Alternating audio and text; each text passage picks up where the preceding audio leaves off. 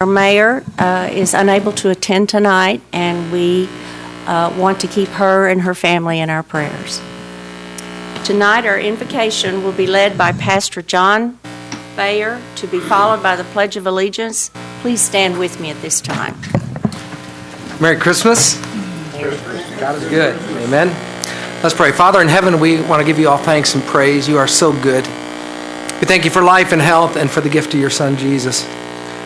We also thank you for our city and all who faithfully serve us in elected positions, who serve in other positions in our city, our police, our fire, all our city workers, and we do lift up Mayor Carney and her family this evening. But we are here to ask your blessing on our city, to give wisdom to our city directors, and that every word that's spoken does bring praise and honor to you. We know and we need you to truly be blessed. So we ask that you be with us. Pour out your Spirit upon us for that wisdom that comes down from above, and continue to unite us together as we live together as brothers and sisters, as one family in this great city you've given us. So be with us. We ask this in Jesus' name. Amen. Amen. I pledge allegiance to the flag of the United States of America and to the republic for which it stands, one nation, under God, indivisible, with liberty and justice for all.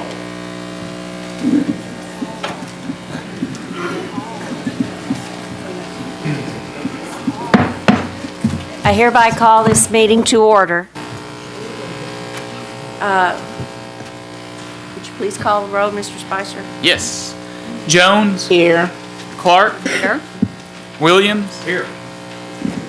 Ramick. Here. Foley. Here. And Davidson. Directors, are there, to consider approval of the agenda, are there any corrections, additions, deletions, or modifications to the agenda, including items, if any, to be removed from the consent agenda? Hearing none, may I... Madam Mayor? Yes. Madam Mayor, I'd like to move item 29 up to item 17 would be our first item of new business. Okay. Item 29 for the benefit of the board and the audience is resolution adopting a budget for the city of Hot Springs, Arkansas for the year 2017. All right. Madam Mayor, I'd like to move that we also move number 19, which is a resolution for the CDBG grants, to number 18. All right. Please. Did everyone hear that? We're going to remove CDBG. I'm sorry. Did everyone hear that? That also the CDBG allocations item will be moved to right after the budget discussion. Is there anything else? Madam Mayor, there's also an item under consent agenda. It's item number 16. It was a resolution fixing a time and date for a hearing to vacate certain street right-of-way located on Wren Street. The petitioner for that alleyway vacation has asked that that be pulled. They are not ready to go forward with the vacation at this point.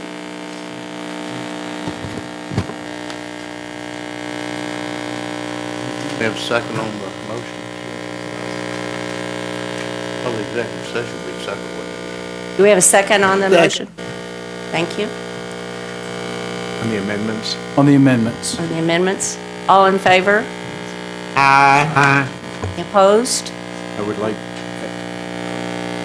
Director Foley? to add another amendment. Yeah, at the end of the meeting, I'd like to add an executive session, which would be after the adjournment of the meeting. So moved. Prior to the adjournment of the meeting, Director. Excuse me, prior to the adjournment of the meeting. Thank you, sir. Second.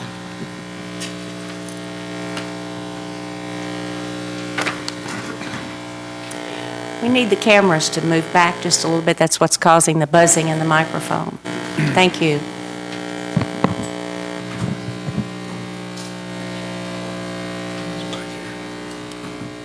Thank you. Didn't stop. Didn't do it? It's better.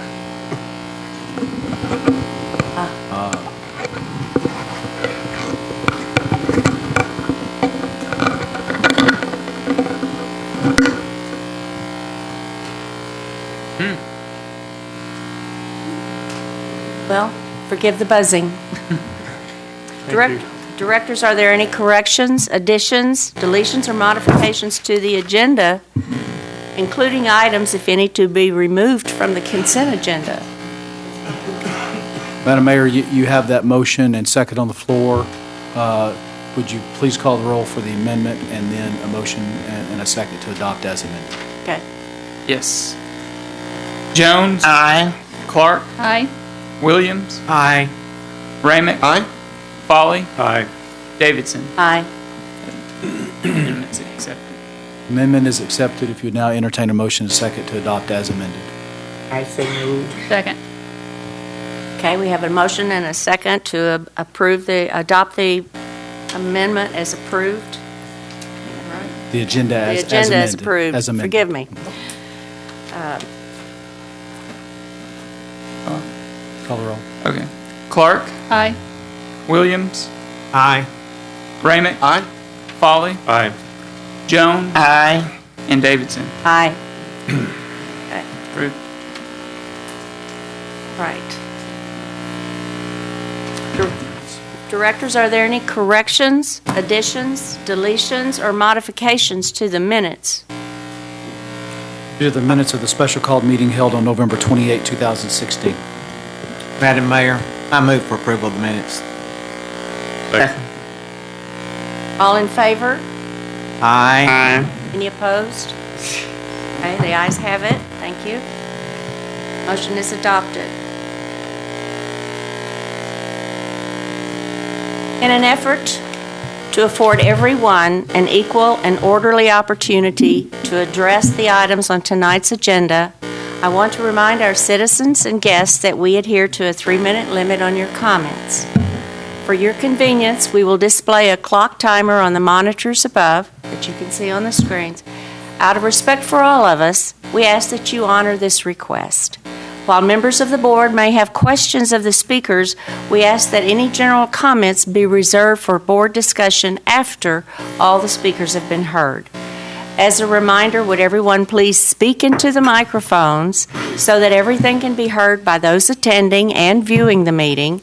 We also ask that all cell phones be silenced during the meeting, and please refrain from any disruptions of the meeting. Should you leave prior to the conclusion of the meeting, please do so quietly, and want to remind you, if you are going to speak as you speak into the microphone, give your name and address. Thank you all for being here. We appreciate your interest in the business of the city and in this Christmas time, and we're glad you could join us. At this time, are there any guests to be recognized? Is Mr. Grimes here? Has he made it yet? Okay. Tim Grimes. Tim Grimes, is he here yet? He's in the hall. He's in the hall. Then somebody just check. Okay.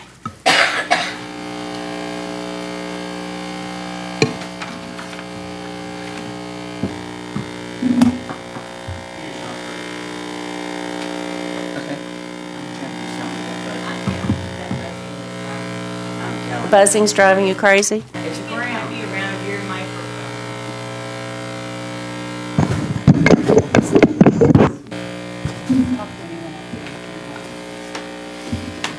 Pardon? David went up there and stopped when the camera was moved. I can go stand there. It seems whenever you lean forward toward the mic is when it starts. And then when you go back, that's Happening right now. It's all the audio and film equipment. Not that close. Okay. Mr. Grimes isn't here. We have an award for him when he does arrive.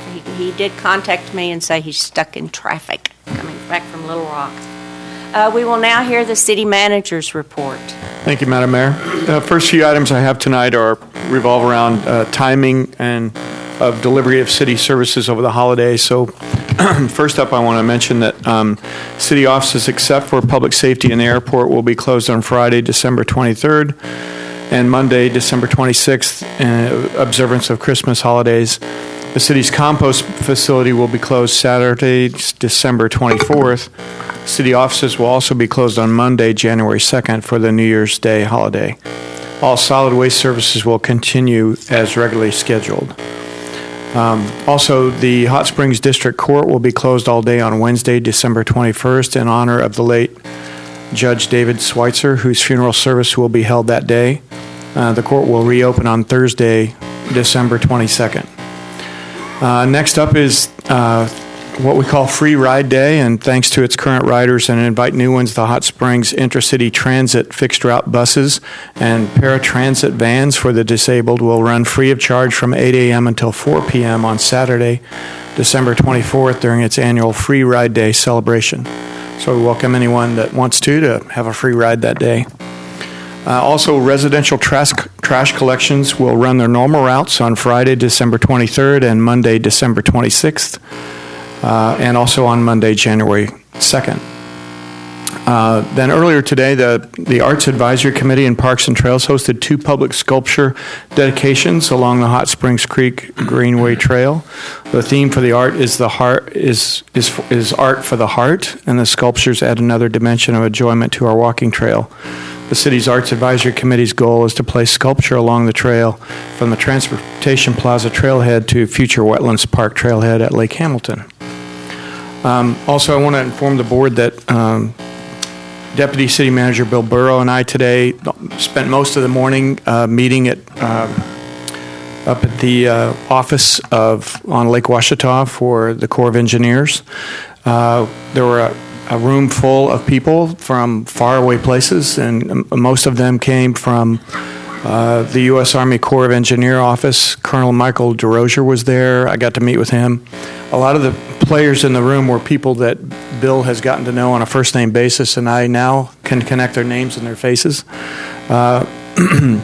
SWAPO, the Southwest Power Authority was there. Of course, the City of Hot Springs was there. There were other Arkansas Department of Health had representatives, and also the Central Arkansas Water. And really what the meeting was about was how to fairly, under the congressional act that authorized this reservoir, how do you fairly apportion costs and usage of the water capacity inside the reservoir. And the power companies, of course, have an interest in that because that's how they generate power. And the water users, the municipal water users and others from the region, they also have an interest. And I think they made a lot of headway. They were I think, a little bit at a standstill before today's meeting, and I think there are definitely some new alternatives that they're going to be able to explore that could end up being a win-win for both. And again, that is on Lake DeGray. So it's progressing nicely, and I was very pleased with the outcome today at the meeting. Let's see here. And then I just wanted to mention something that's new for me.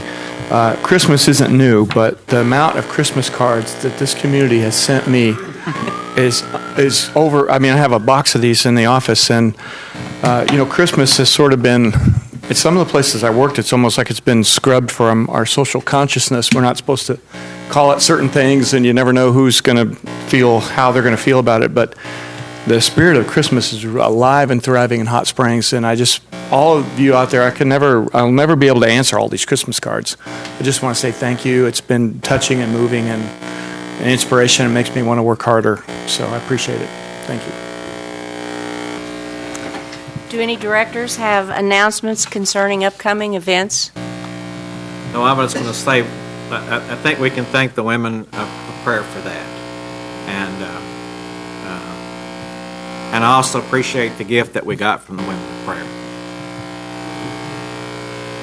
Indeed. Thank you. Would like to inform you that for the next 6 months, Director Becca Clark will act as Assistant Mayor from January 2017 through June 2017. At this time, we will acknowledge the board agenda and meeting dates for January 2017 through June 2017. Did you do that, Mr. Spicer? Those will also be posted on the city's website All right. under Board of Directors. That's when we get the little piece of paper that has our schedule of all those meetings coming up. Anything else before we go on to the agenda announcements? Okay.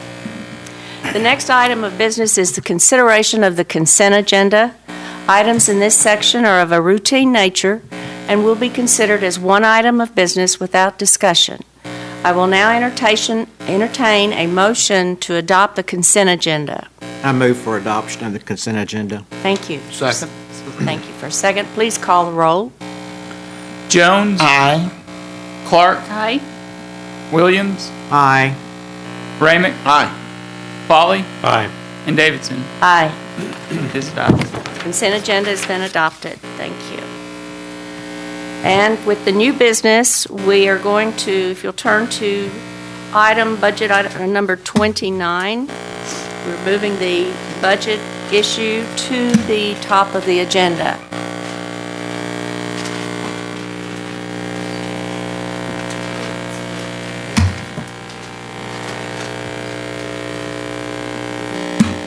Okay, the next item of business is to consider resolution number R16-182. Council, please read the resolution by title. Resolution R16-182, a resolution adopting a budget for the City of Hot Springs, Arkansas for the year 2017. That concludes your reading, Mayor. If you would, entertain a motion second to adopt and have discussion, if any. Do I have a motion to adopt? Second. Second, all right. Do we have any discussion of it? Anybody sign up to speak on that? Yes, ma'am. It's on the...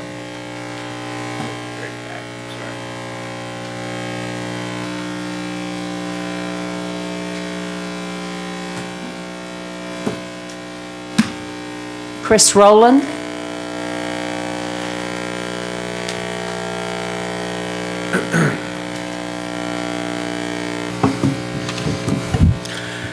Good evening. My name is Chris Rowland, and I'm speaking on behalf of the Health Department at 1425 Malvern. And I am the new administrator at the Health Department. I've been there. Need to state your name and address. Sorry. Mr. Rowland, state your address. My address is in Perry County. Okay. Sorry about that. My name is Chris Rowland. I want to speak on behalf of the Health Department. I'm the new administrator at the Health Department. I've been up there for about 3 months now. And I'm kind of amazed that we're bringing up the question on funding the Health Department. I've had several meetings with the city manager and the deputy manager. And I've spoken before several groups like this, and there's always some folks that are big on the dollars and cents propositions. They want to know what they get for the money that they're spending. Well, the Health Department, we bring 30 jobs into this community. And out of those 30 jobs, we have a payroll of well over $1 million. Most of the folks that work for the Health Department here, they spend their money in this city. And another thing that we do is we bring in over $2 million in WIC vouchers that are handed out, and all but one of our vendors reside in the city. So almost all of those are spent within the city. We also provide formula, car seats, breast pumps, medications. We do all this stuff for little to low costs. Now I want to speak a little bit about the human impact. This year, we provided 4,768 flu shots, of which 4,129 were given at schools within this county, a good portion of them within the city. We have treated 501 new sexually transmitted infections. 363 of those have addresses within the city. Our environmental folks have inspected 1,700 restaurants, public pools, and septic systems to make sure they're safe. We've treated 5,212 patients. 89% of those are from the city. And we've had approximately 7,000 visits this year, and about 97% of those have city addresses. So needless to say, we do a lot of work with folks in the city. I also want to address real quickly some of the popular myths and questions that I've had in the past. One of the questions, or one of the things that I've had, is that the city of Hot Springs is the only city that puts money into the health department, into the local health department, and that is incorrect. City of Little Rock and North Little Rock, and it's quite a city of Little Rock and North Little Rock do as well. There's quite a few other cities that do. Unfortunately, the people that I talk with, they're on vacation this week, so I wasn't able to get the exact numbers. I've also heard the myth that Hot Springs citizens are taxed twice for the same stuff. That's not entirely true either. We provide a service to everybody. If we were to go away tomorrow, the citizens would not get a refund for that money. It's a coordinated effort between the city, county, and the state. And I believe my time is up. So, Thank you. Thank you. Mary Bournival?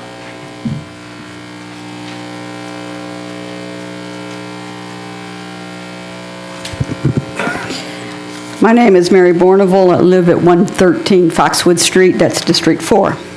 And I'd like to address the animal control, or the animal shelter. A few years ago, the county passed a new ordinance, and at the time, the former city manager, Mr. Watkins, wanted the county to increase their payments.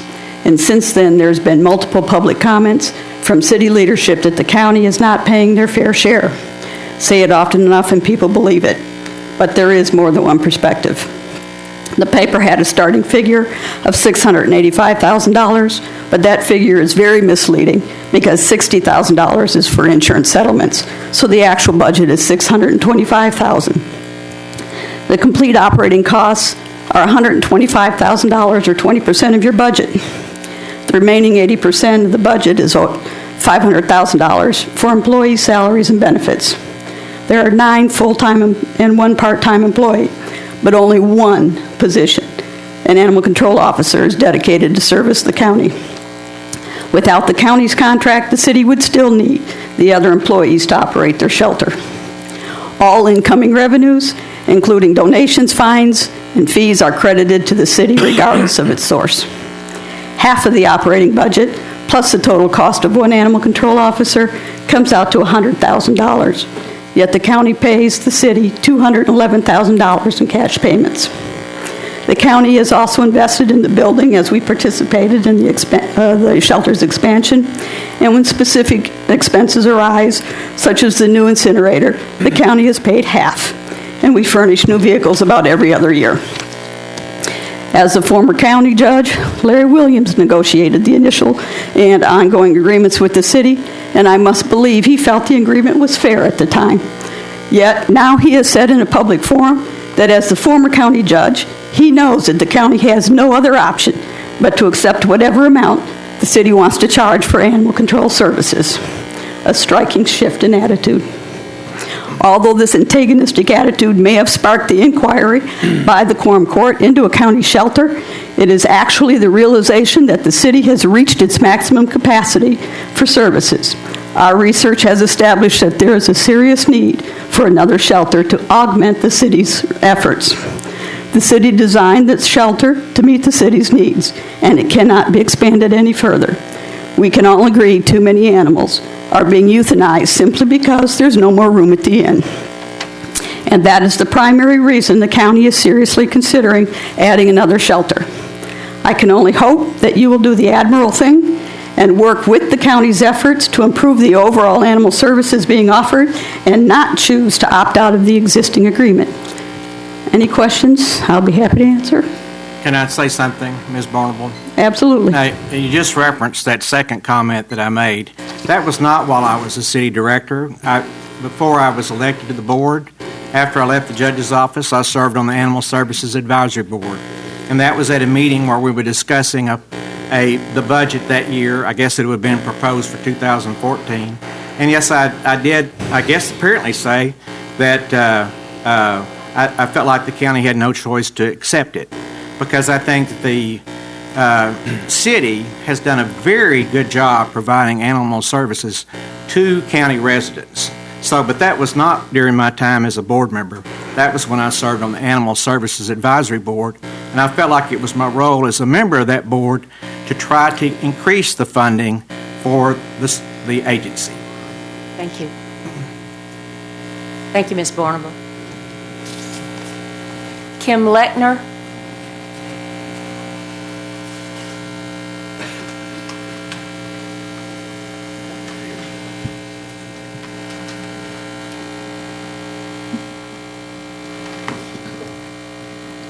Hello, my name is Kim Lechner. I am a health department employee, but I am Address.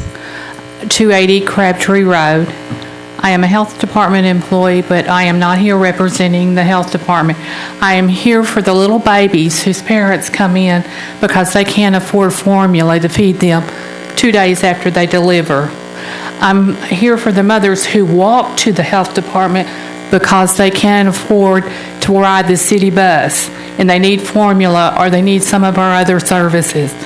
I'm here for the mother who comes to obtain milk and other food for their children up to the age of 5. I'm here for that child or that student that needs immunization in order to go to school. And with the recent months outbreak in Arkansas, this is not a time to jeopardize that program.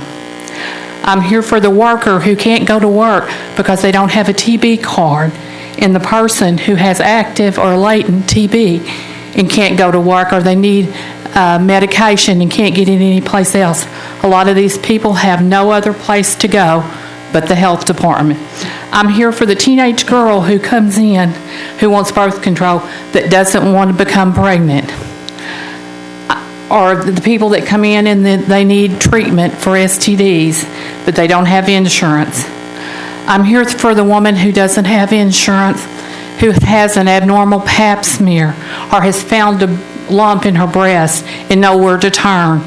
And I asked you if you can look at me in the eye and tell me that you can vote against funding the mere $45,000 that the health department is asking you.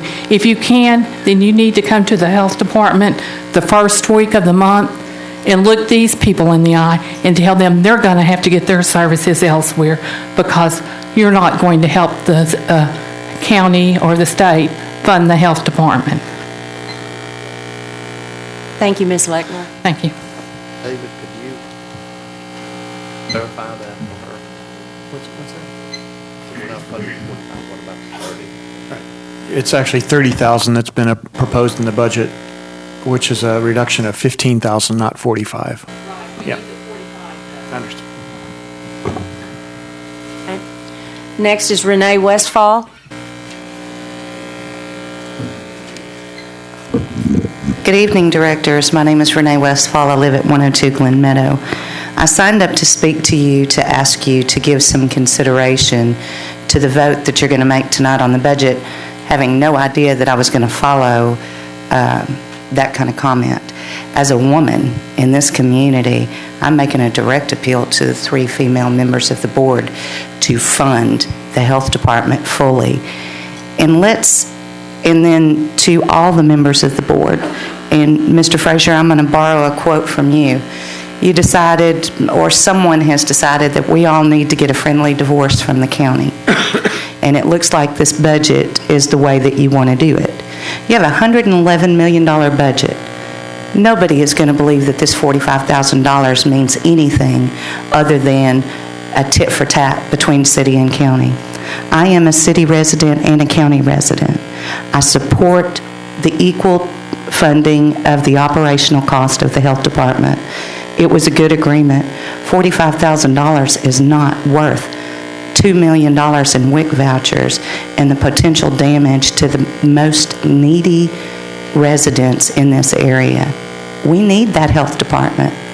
Animal control, I don't even know where to go on there, but you've got a huge $111 million you're going to cast a vote on. Have you given it enough thought? Have you had enough time to really look at what the consequences are to every member of this community? If you haven't, don't be afraid to stop and ask yourself some more questions, please, and put the people of Hot Springs into this process. We deserve it. Thank you. Thank you. George Pritchett. George Pritchett, 207 Crestwood. I want to comment a little bit on what Mary Barneville said. Approximately 5-6 years ago, I served on the Warren Court. I was probably the adversary on some of the things they proposed on animal control. But at that time, there was a huge problem with city folks dumping dogs in the county. You know, if all this changes the way it looks like it's going, y'all might have a problem with 67,000 county folks dumping unwanted dogs in the city, and you're open 8 to 5, 5 days a week. Might be a real problem. I would certainly hope that the county moves forward, and I appreciate your comments at your budget planning meeting, that you would work with the county, City Manager Frazier, and I think that y'all will. But I do think that there's no action that goes without consequences. So Mary Bourneville made a wonderful appeal, and I agree with her. I just think you might see a lot more strays because you got twice as many people out there. There's probably 67,000 dogs in the county. If you got 10,000 of them dumped in the city, you'd have a problem. In your budget planning session, I want to commend all of you. I thought it was I was I think the only private citizen other than the person filming it that attended it. I think it was one of the best budget sessions I've attended in several years, and I want to commend all of you for that. As far as this health department issue, I want to point out, the argument is that y'all don't have any responsibility. You know what? I absolutely agree with you. Of course, y'all need to understand the county doesn't really have any responsibility either. It's the Arkansas Department of Health. Should the Arkansas Department of Health decide to load up their bags, load up totes, and go somewhere else, all the citizens over here will have to go somewhere else. It's already a hardship. I think you're talking about $15,000 you're reducing this year. I would encourage you to do that. I would encourage you to look closely at funding this fully in future years, because it's just as simple to say that the county doesn't have any responsibility either, because they really don't. I can't find in the law where it says they have to do this.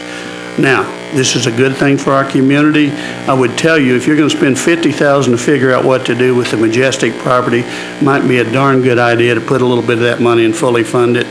The gentleman that spoke from the health department, I think it's very important. You have a lot of homelessness. It's increasing. More people are going to be using the health department. Thank you for listening. Thank you. That concludes the speakers on this item. Madam Mayor, can I ask a question of Mr. Rowland, please? Of whom? Mr. Rowland? Mr. Rowland?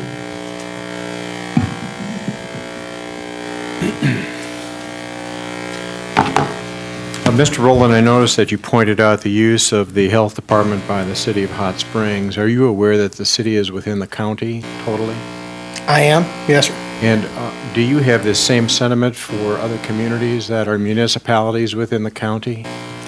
Well, yes, sir. Some of them are being funded. Like I mentioned, Little Rock and North Little Rock, they are as well. I beg your pardon, I wasn't clear with my question. We have several municipalities within Garland County. Is anybody else providing funding for the health department other than Hot Springs?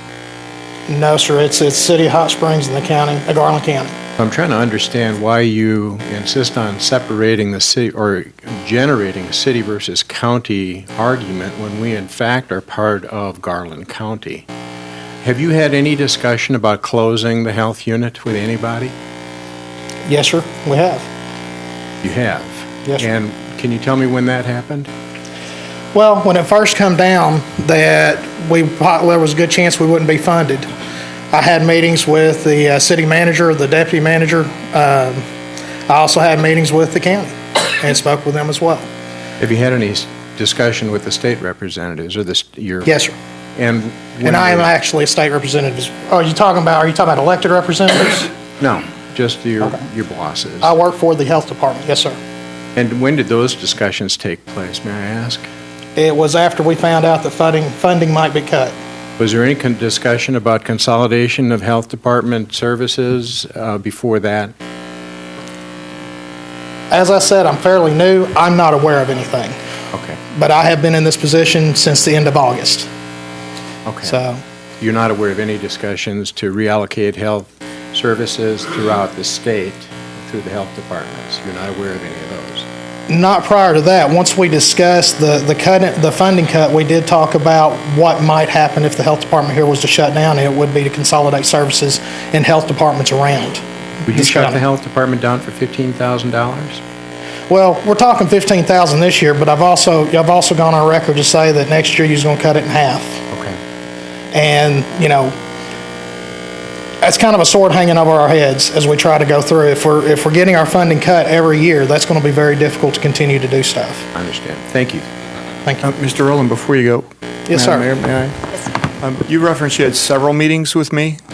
I believe you had one meeting. Is that correct? I believe we had two. Yeah. Well, one meeting specifically on this, and then one meeting where I was just introducing myself to you. Yes, sir. Yeah, yes. And in that meeting, you recall that Mr. Burrow and I asked you to get back to us with information because you said there were several cities in the state that did this? Yes, sir. And I have not been able to get that back to you. No, sir. All right. Thank you very much. Thank you.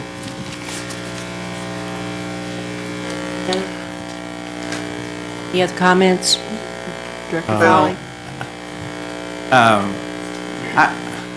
Of course, I was county judge for 16 years, and there was a detailed history about how the county assumed the responsibility for providing for the health department to satisfy a $450,000 Hill-Burton liability when the hospital was sold before that 20-year period expired. And that's when the county took over the health department, because to satisfy that liability, we had to provide health services in that building for at least 4 months. And then we tried to get 2 grants. The first floor was very nice that DHS had in that old building because they had the money to put in into the building, but the health department didn't. So the county made some nominal improvements, but then and I wrote 2 grants to the Arkansas Economic Development Commission to try to get money to improve the health department's quarters on that second floor. And we were denied both times because they said, we're not going to put, and by that time the county didn't own the building anymore, we're not going to put state money into a facility not owned by the county. So ultimately what the county did was to get an Arkansas Economic Development Grant. As I recall, it was about $500,000, and it was placed on the site where it currently is, which had been acquired also primarily to provide for the library. So I have been unable to find any county judges that I know. When I asked them, I said, are you helping to fund your health department? It says, no, we don't get any help from the cities. So I would ask you, Chris, you said you were from Perry County. Does Perryville or Perry or any of those places help the health department? I'm afraid I don't have that information off the top of my head. All right.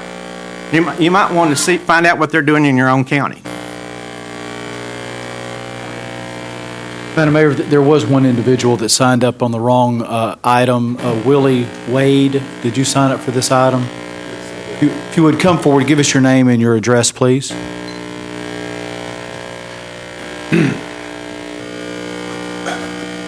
Good evening. My name is Willie Wade. My address is 121 Ivy Street. I'm coming tonight as a concerned citizen of Hot Springs to address the issue of the closing of the health unit. We have a couple of things that we would just ask you to reconsider in how this will adversely affect communities that are already in disparity, where they are having a hard time being able to maintain the services that they are currently receiving. That in closing of the health unit, that it would even cause that much more of a burden on people to try to go other places to receive these services. And that I've heard a lot of talk about dollars and cents, but the value of a human life and what it takes to maintain a person that's in poverty is not, I haven't heard anything about that as a discussion. Something like this, what it does is widen the gap that where the service is supposed to be there, where the person's needs are supposed to be first and foremost, that we see that in this particular situation, it seems as if that the dollar figure kind of outweighs a person's life and livelihood. And that is what I would thank you for the opportunity to speak. And hopefully that in consideration that going forward that there may be other opportunities to revisit or reconsider this particular issue. It has been a letter that's been generated, that's been delivered to the city director, the city manager, as well as the mayor. from the concerned citizens of Hot Springs, and we would hope that we would have further dialogue as to not just the funding for this year, but a permanent solution that may be in the best interest of those that are the most affected. So thank you this evening. Mr. Thank Wade. you, Mr. Wade. Excuse me. Can you tell me, you started by saying you want to address the issue of closing the health unit. Did somebody tell you that the health unit was going to be closed? Well, I just take it for granted that it's being on the table as being an open discussion now that it is in jeopardy. And I just know that rather than to wait until there's an actual word, to be proactive, to get involved on the front end, to be a part of the ongoing conversations pertaining to what will be the final decision, and as a citizen to have an input in that. Okay, thank you, Mr. Wade. Yes, sir. Madam Mayor, I'd just would like to ask Mr. Rowland if any state official has told him that they were going to close the health department down. So the information I have been provided is if we do not get the minimum amount of funding that we need to survive, then yes, that is on the table. We've got amounts just like anybody else that you have to have so much money to be able to operate. And if we don't get that much money, then we've got to look at those choices. Yes, sir. Roland? Yes, ma'am. What's your total annual budget? So the city and the county put in $45,000 apiece for our everything. operations. And that's the $90,000 that we talked about. And then the state puts in about $1.4 million. That covers everything that you That's do? salaries, that's salaries, fringe benefits, that type of stuff. The city also, or the county provides us a building that we operate out of, and they take care of upkeep of that building as well. Okay, so programs, the medications, the That's all flu coming from the state. vaccines. Yeah. What's that all? What's the value of all that? That's going to be very difficult to give. And the reason is it's a big number. And the reason it's very difficult to give is because month to month it changes. Mr. Rowland, you could give her the number you gave me when we met. And which one was that? The $2 million for the WIC? No, it was your total budget. I think that's the question she's asking is what is the total budgeted operation? Okay, so that's the $1.4 million plus the $90,000. That's what we've had as our total budget, our year-to-year budget. That's not the figure you gave me, though. The figure you gave me was tens of millions because you included all these other benefits that she's asking you about. That was the program, the total program for the unit. And I think you said you had 30 to 35 employees, right? Yes, sir. The 30, we do have 30 employees, and the payroll for them is about $1.4 million. Yeah. Okay. And so, Mr. Rowland, you telling us that out of the $1.4 million budget that the state would close you down over $15,000? Well, this $15,000 is something that has just started coming up in the last week or two. I mean, we have discussed this. We have discussed at the meeting that the manager and I had. We did discuss this as a possibility. I can't see into the future, but I do know that if we don't have the amount of funding that we need to go on, that yes, that is a possibility. They'll shut you down. State will shut you down. Close the building, fire the employees, and I don't know if $15,000 is the amount that would cause that to happen. But I do know that there is. I'm sorry. Go ahead. Sorry. Did you have this same conversation with the quorum court I last did. week? Word for, well, pretty close to word for word. May I make one comment? The state representative did address the foreign court and did say that without the $45,000, now we're talking 30, but at that time it was $45,000. They did say that the failure to get that funding could jeopardize their existence in the county, and they would seriously consider moving out of the county, shutting it down. And 45, I do know that that's an insurmountable amount for us. Madam Mayor, I would like to amend the motion, or make a motion to amend the approval of the budget to include an inclusion of $15,000, and I do it only for two reasons. One is I want everybody to recognize that this is a state responsibility that is passed through the county, and the City of Hot Springs has been more than generous in providing its $45,000 a year. No other municipality in Garland County is asked to contribute any fund to this. But given the shortness of time with which to make an adjustment in their budget, I think it would be appropriate that we provide the $15,000 with notice that next year he will be going down to $15,000. That a full year's notice gives them adequate time to adjust their budget. That's a motion. I'll second. So, Mayor, you have a motion and second to fund the Health Department office here in Garland County at the full $45,000. You can sit down, sir. Thank you. Thank you. At the full $45,000 amount, which is an increase in the amount of $15,000 in the proposed budget.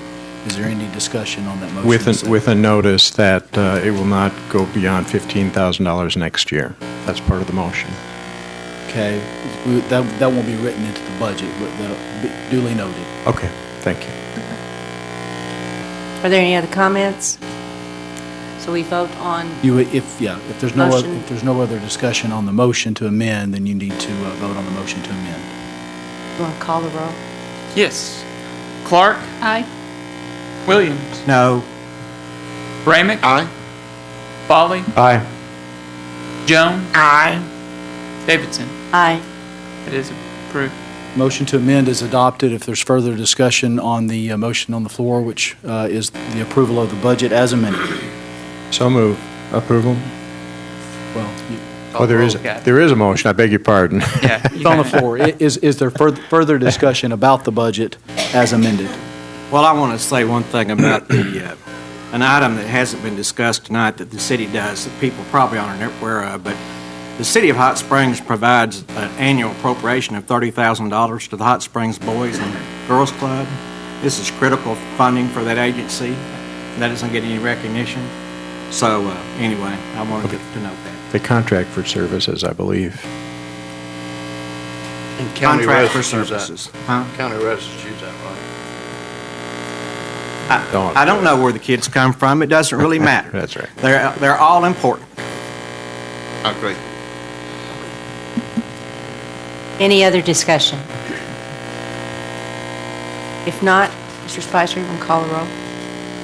Williams, No. Ramick. Aye. Foley, Aye. Jones. Aye. Clark, Aye. Davidson. Aye. Adopted. Resolution is adopted, the budget is adopted. Thank you. I understand Mr. Tim Grimes is here. All right. We have a plaque to be presented to, when he come in. Is he out in the hall? Could somebody get him, please? Okay, good, thank you.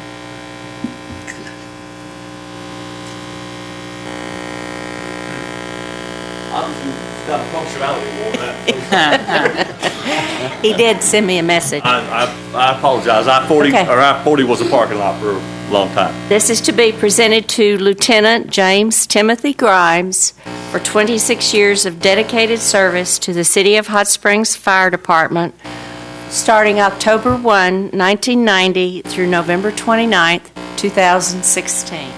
Congratulations. Thank you very, very much. I appreciate that.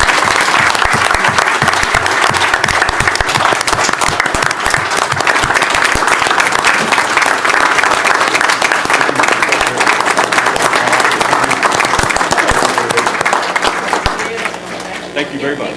Yes, please. It's ironic I got a clock, eh? Thank you. Thank you very, very much. I appreciate it. And I do apologize. It's been, I drove back from Duck Camp just to do this, and then we'll drive back tonight. This really does. I swear it does. If you do, but it really and truly does, and I want to thank everybody here and everybody that came. And I just wanted to thank the city for allowing me to work below these many years. And I'm ready to try to kick back and relax a little bit and pass it on to the next generation. Chief, thank you very much. And I appreciate this is Alan Gold here. This is Union Axe. When you retire, you get a choice between an axe or a watch. This is 27 years of service. The IFF local. Thank you. Thank you so very, very much.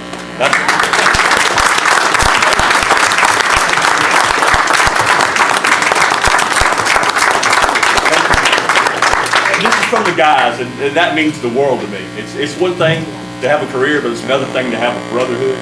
And y'all are very blessed and well taken care of in the next generation. You got a very, very efficient fire department, and you'll be safe well into the future. And thanks once again. I am so blessed and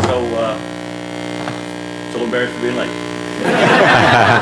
So Tim, Thank you very much. Tim, does getting that axe give you a new definition to sending a fireman to the woodshed? No, I'll just be late to that too. Thank you. Thank you. Thank you for allowing us to do that. All right, let's see. Next, where was it? 19 is your next item. Okay, the next item that was moved up was item number 19.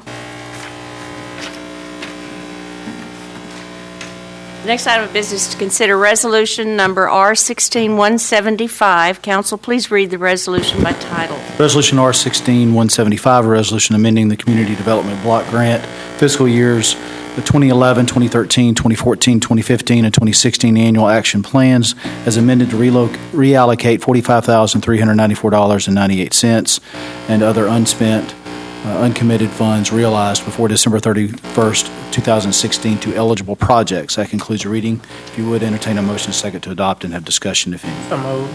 Second. I have a motion and a second. Is there any further discussion? Ms. Selman. Thank you very much. Kathy Selman, Planning and Development Director.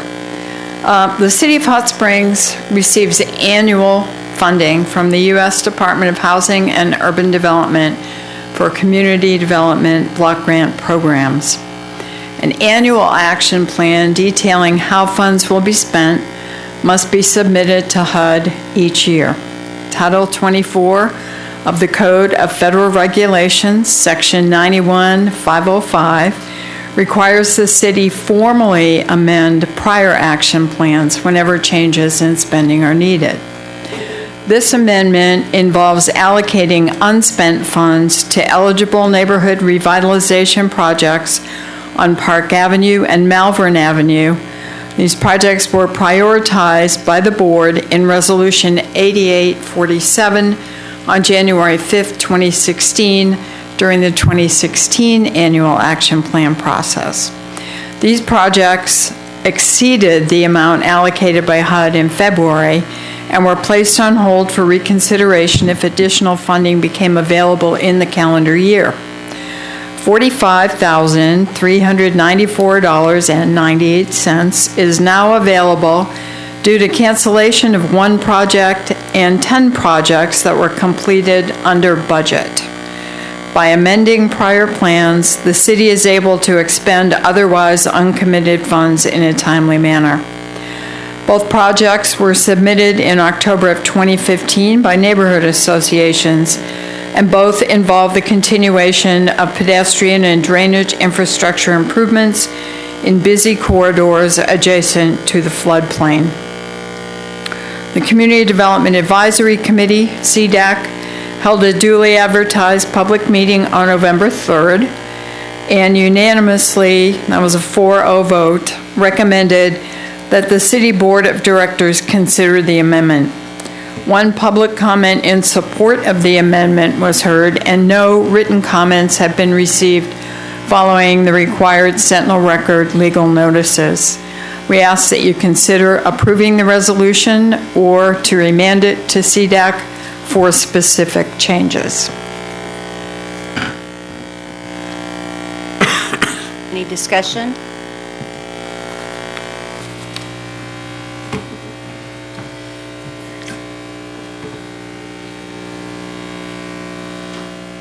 Hearing none, would you call the roll? Yes. Williams. Aye. Ramick. Aye. Folly. Aye. Jones. Aye. Clark. Aye. Davidson. Aye. It is Thank adopted. you.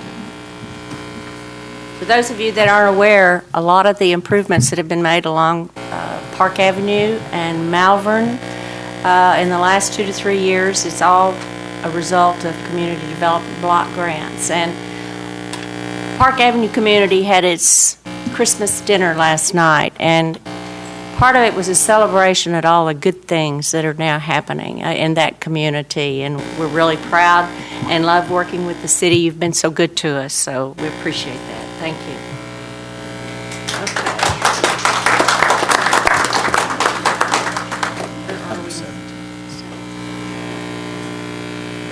Okay.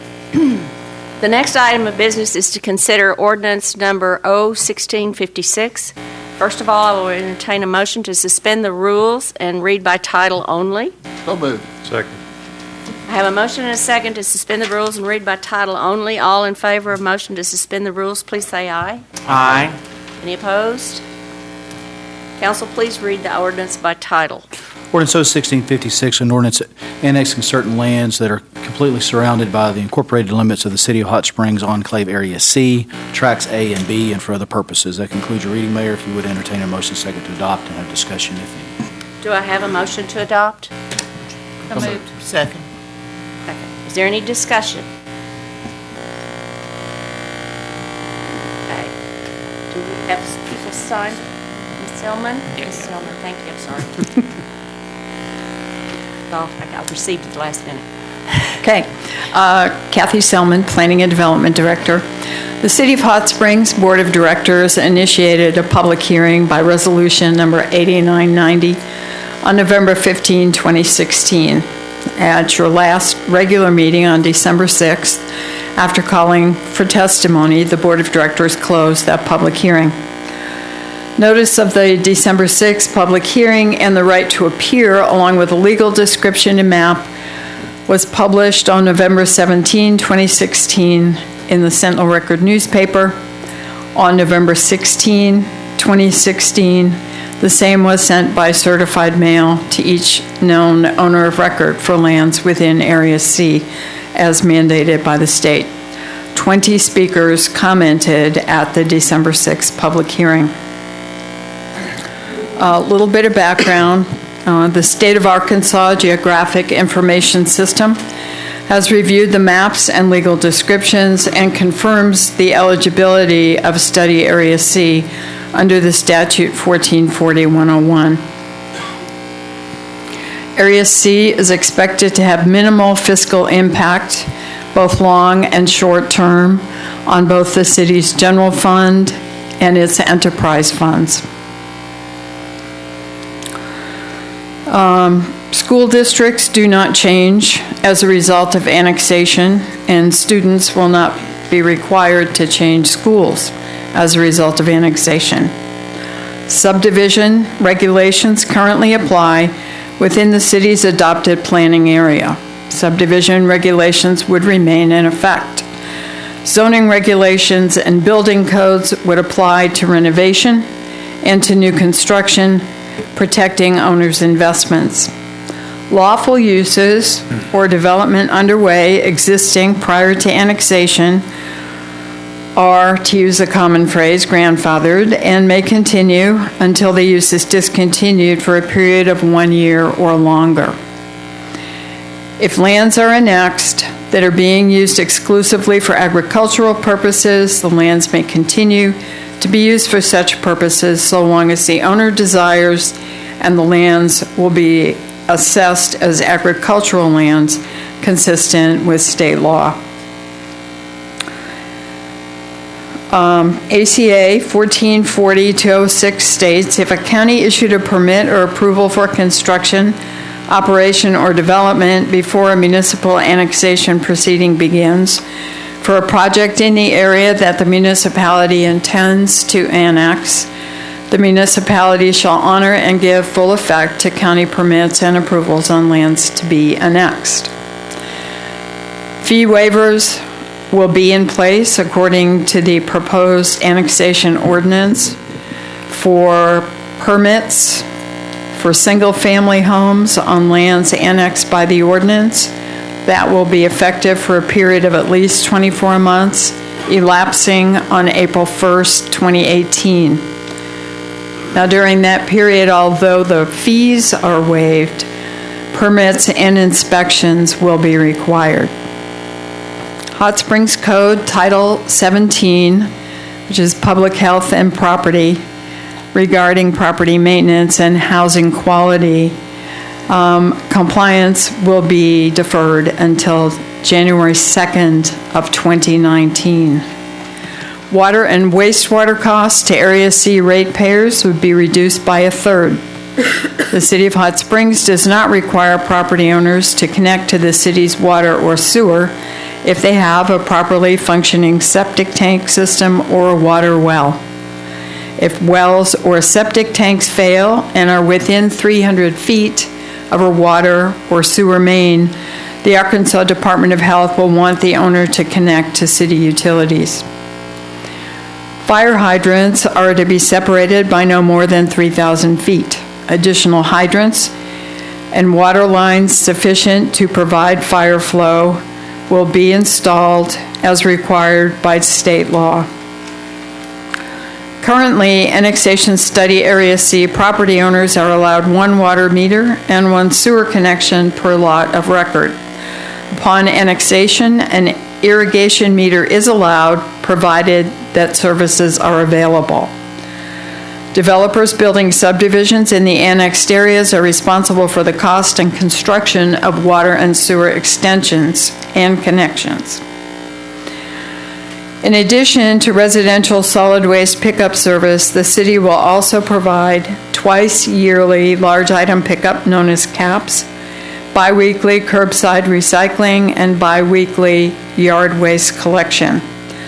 County stormwater permits will be replaced at no charge with city permits, but inspection frequency, documentation, and regulations will remain subject to current county regulations for the duration of the permit term. Services will be extended to the annexed area by April 1st, 2020, including solid waste pickup, fire, police, water, wastewater, stormwater, and street maintenance of roads that currently are county maintained. This ordinance shall be in full force and effect on April 1st, 2017. And that concludes the information on this item.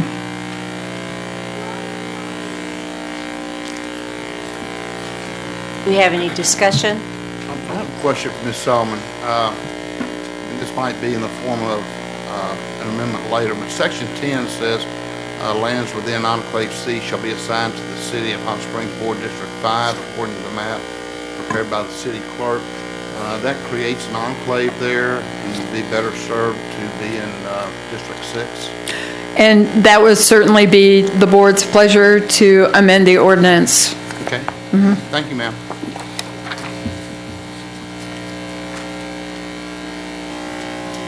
Okay. Yes, we do. We have several speakers signed up.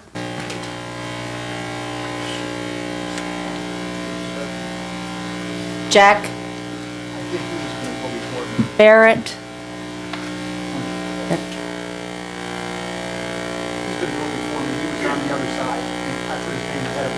Okay. Oh, are you Reggie Cowan? I am. I'm Reggie Cowan. Okay. I live at 120 Rosemary Drive. The state motto says regnant populace. That means the people rule. So excuse me just a minute while I turn and address the government.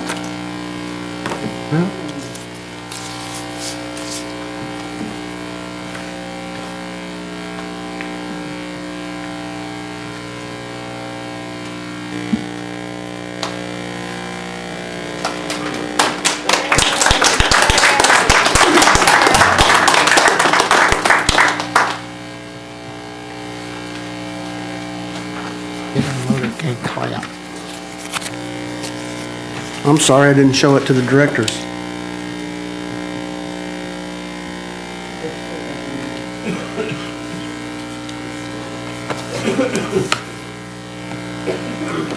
Now, I made that illustration for a purpose.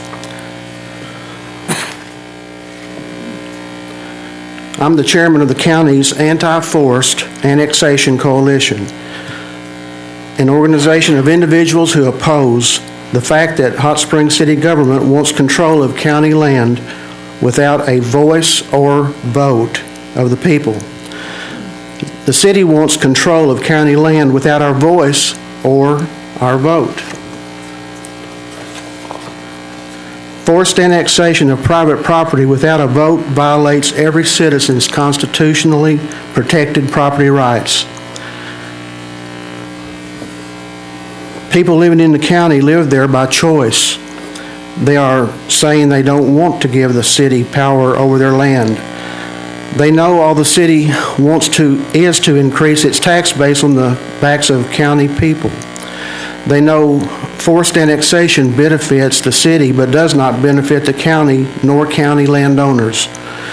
Our state legislators made it clear to the city board, the press, and the public that legislation is being filed in January to stop wholesale forced annexation. The County Anti-Forced Annexation Coalition is hosting a town hall meeting at 5 p.m. on January 5th at the Five Star Dinner Theater to discuss 4 pending lawsuits covering Enclave B, which are now in front of the Arkansas Supreme Court.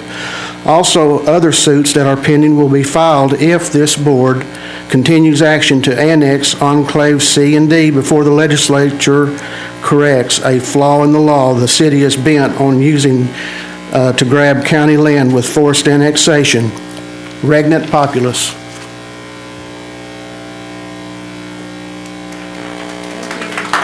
Cowan. Mr. Cowan. Mr. Cowan, can I ask you a question, please? Cowan, C-O-W-A-N. Yes, sir. Are you aware of what the vote was on Act 109 in the House of Representatives and Senate? Yes, sir. Okay, it was 89-3 in favor in the House and 30-1 in favor in the Senate. Just because it's a law doesn't mean it's right. Okay. Let's hold your applause, please. So, we have further discussion on the board? I'm sorry. Jack Barrett.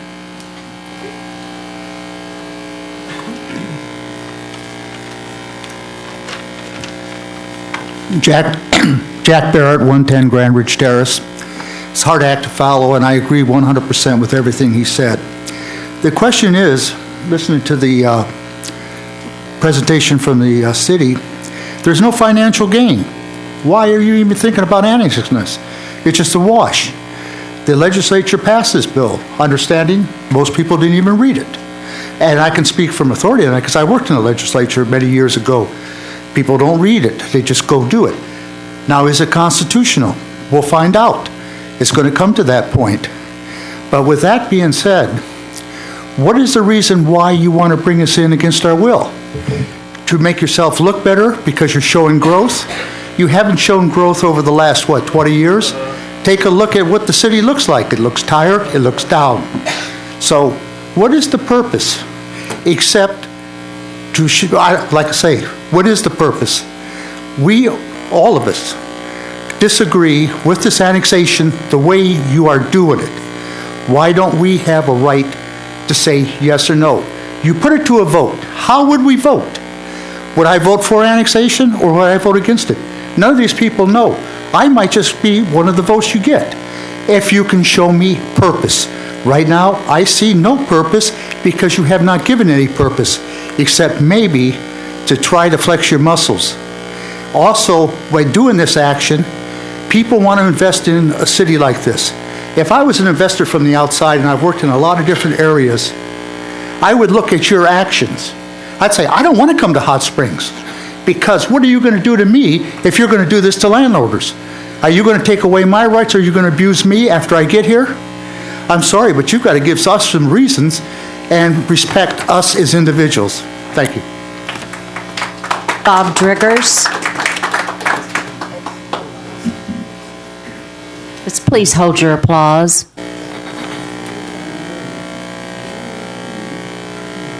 Bob Driggers, number 3 Stonegate. For the record, I am here again tonight asking on behalf of the Garland Good Government Group and citizens within and without the city to let the people vote. Let the people vote. As the last time, we know your mind will not be changed or even influenced. You've demonstrated that. But some points still need to be made. At the public hearing, I referred to this board as the Grinches who stole Christmas. I'm going to modify that statement today because circumstances have changed somewhat. The speculation that you purposely held public hearings in a room that could not accommodate everyone and that people who wished to speak did not get that opportunity has taken an ugly turn. Your batteries of attorneys denied on the court record just this last week, so you can't take it back. They denied that this happened, and we now know better. Even your attorney, with the help of the Municipal League, which somebody pointed out should be called professional Grinch attorneys, and the state's most expensive law firm, the Friday firm, are not on the right side of what you have done to your citizens.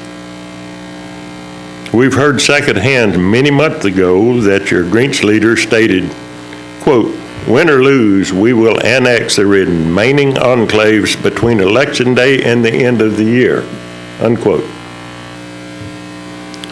We heard secondhand 2 months ago that Enclave E was to be the sacrificial lamb and would be thrown out, quote, "in order to make it look like we compromised," unquote.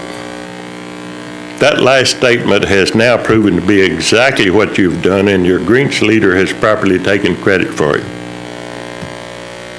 Perhaps your Grinch leader should be more careful how he picks his confidence in the future. So the modification needs to be made is to identify that 5 of you as Grinch followers and Mr. Foley as the Grinch leader. We do wish all Hot Springs and Garland County citizens a Merry Christmas and even hope you Grinches manage to struggle through it. We'll see you next year in the courtrooms. Renee Westfall.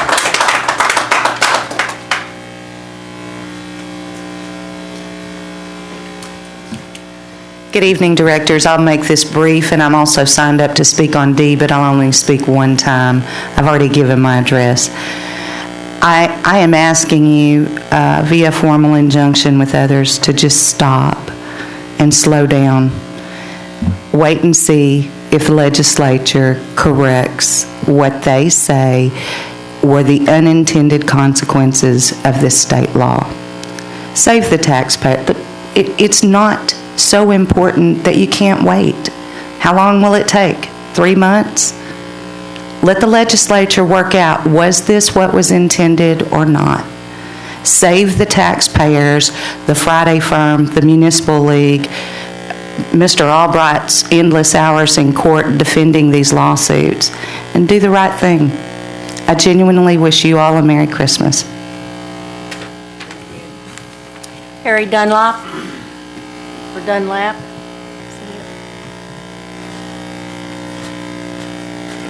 My name's Harry Dunlap. I live at 115 Grand Ridge Terrace. I'm just following these people and addressing your board here. I think that you should let us get on the legislation to bring this back to vote or whatever the legislature comes up with. I want to wish you all a Merry Christmas and everything else. Bye for now. Thank you. George Pritchett. George Pritchett, 207 Crestwood. Some of the folks that contacted the gentleman that sponsored this legislation were told by him that he didn't really know what was in it, but he was asked by the Municipal League to sponsor the legislation that needed a sponsor. Now, the vote was certainly 89-3, Director Ramick. I'll agree with that. Of course, I've talked to half a dozen now that said they had no idea what it contained. That's a big concern.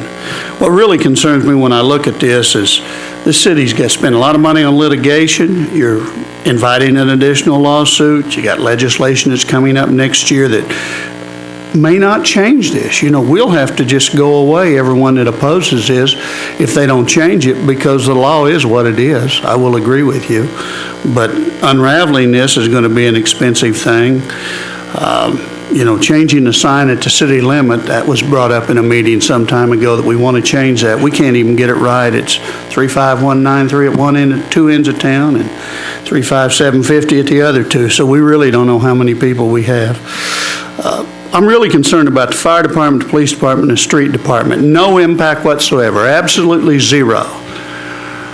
I really admire fire and police departments. They do a great job, but when we spread them out over larger areas, it does dilute it. And these citizens that's sitting behind me and those that are sitting at home watching this, they don't have any interest in being in the city for the most part. Yes, you've had people say, I'd like to, but I believe that you've had a much greater showing. At the meeting when we had the public hearing, one person spoke in favor, and I believe approximately 70 spoke against. I look at the cost that you're going to spend to bring up the utility infrastructure. You're going to spend $256,000 in C.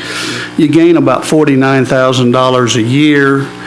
That would be a payback of 5 years.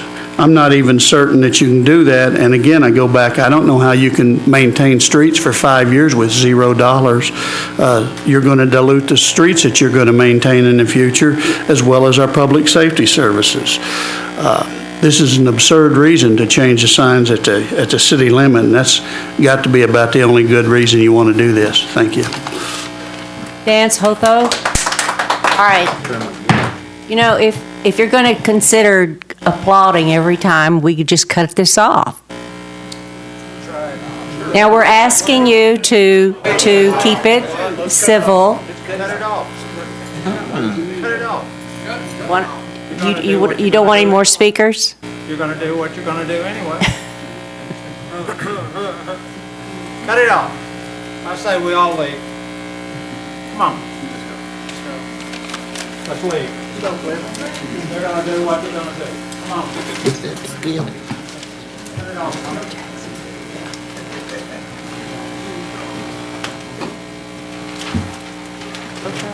Little Spider-Man.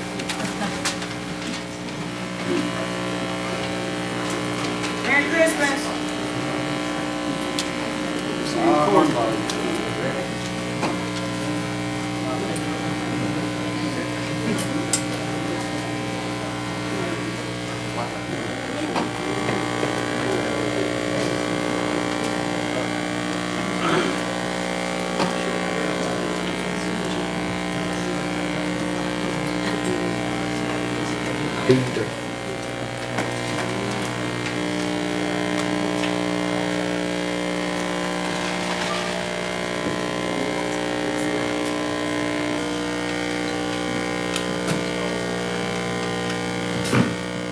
Dance, El Hotho. Vince Hotho. Skip Houston.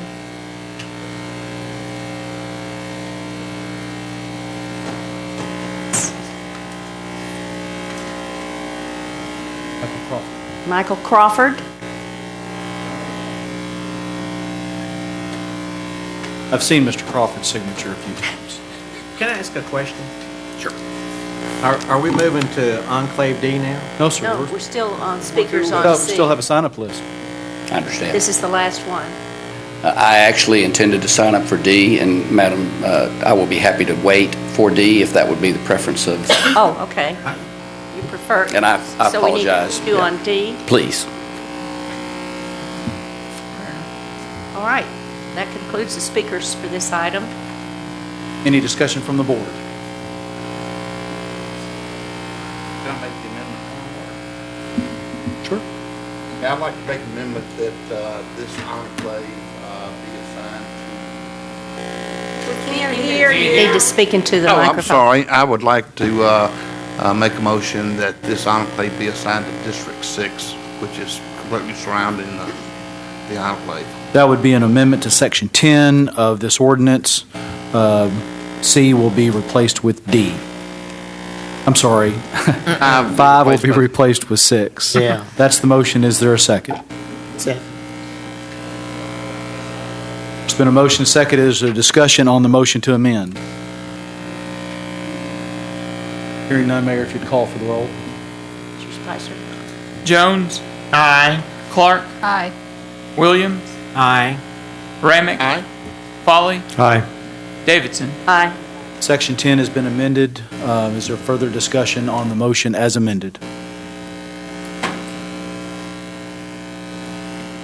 The motion on the floor is to approve.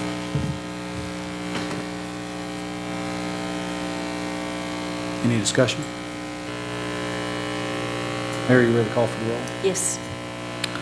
Remick. Aye. Foley. Aye. Jones. Aye. Clark. Aye. Williams. Aye. Davidson. Aye. It is adopted. Right. Okay, moving on to item 18. The next item of business is to consider resolution number R.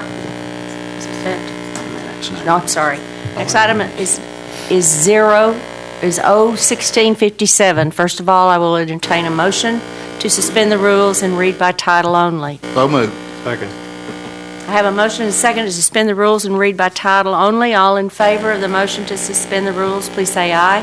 Aye. Any opposed?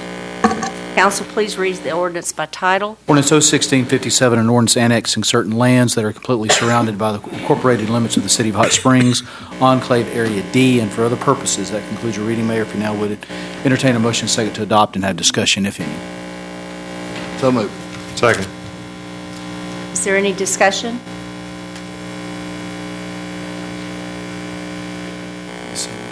Selman, thank you. Thank you. Kathy Selman, Planning and Development Director. The City of Hot Springs Board of Directors initiated a public hearing by resolution number 8991 on November 15th, 2016. On December 6, 2016, after calling for testimony, the Board of Directors closed the public hearing. Notice of that December 6, 2016 public hearing and the right to appear, along with the legal description and map, was published on November 17th, 2016 in the Sentinel Record newspaper, and on November 16, 2016, the same was sent by certified mail to each known owner of record for lands within Area D, as required by the state. 16 speakers commented at the December 6th public hearing. This is approximately a 311-acre area of land. There are 220 residents according to the 2010 U.S. Census. The State of Arkansas Geographic Information System has reviewed the maps and the legal descriptions and confirms eligibility of Study Area D under Statute 1440-101. Area D is expected to have minimal fiscal impact, both long and short term, to both general fund and enterprise funds of the city. School district boundaries do not change as a result of annexation. Students will not be required to change schools as a result of annexation. Subdivision regulations currently apply within the city's adopted planning area. Subdivision regulations would remain in effect. Zoning regulations and building codes would apply to renovation and to new construction, protecting owners' investments. Lawful uses or development underway existing prior to annexation are grandfathered and may continue until the use is discontinued for 1 year or longer. If any lands are annexed that are being used exclusively for agricultural purposes, the lands may continue to be used for such purposes so long as the owner desires and so long as the lands may be assessed as agricultural lands according to state law. ACA 1440-206 states that if a county issued a permit or approval for construction, operation, or development before a municipal annexation proceeding begins for a project in the area that the municipality intends to annex, the municipality shall honor and give full effect to county permits and approvals on lands to be annexed. Construction-related permit fee waivers for new single-family homes on lands annexed by this ordinance shall be effective for a period of at least 24 months, elapsing on April 1st, 2018. However, during that period, permits and inspections will be required. Hot Springs Code Title 17, Public Health and Housing, compliance with that rule shall be deferred until January 2nd, 2019. Water and wastewater costs to Area D ratepayers would be reduced by a third.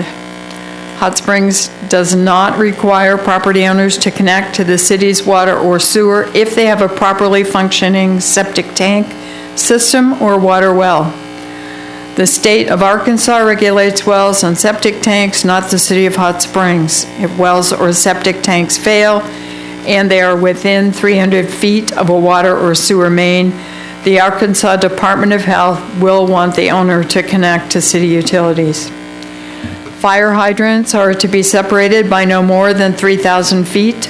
Additional hydrants and water lines sufficient to provide fire flow will be installed within 3 years of annexation as required by state law. Currently, annexation study Area D property owners are allowed 1 water meter and 1 sewer connection per lot of record. Upon annexation, an irrigation meter is allowed, provided that services are available. Developers building subdivisions in the annexed areas are responsible for the cost and construction of water and sewer extensions and connections. In addition to residential solid waste pickup service, the city also provides twice yearly large item pickup, known as CAPS, biweekly curbside recycling, biweekly yard waste collection. County stormwater permits will be replaced at no charge with city permits, but inspection frequency, documentation, and regulations shall remain subject to county regulations for the duration of the permit term.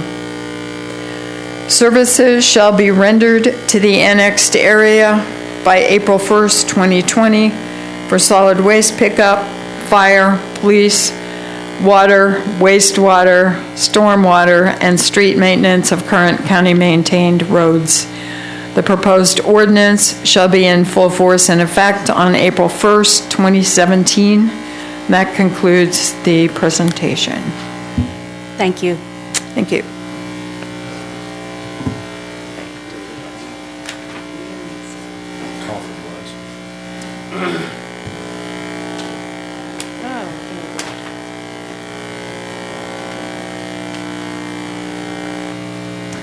Bob Driggers. Here. Okay. Reggie Clow. Cowan. Cowan. Oh, we've got Reggie Cloud. Clow. Oh, Cloud.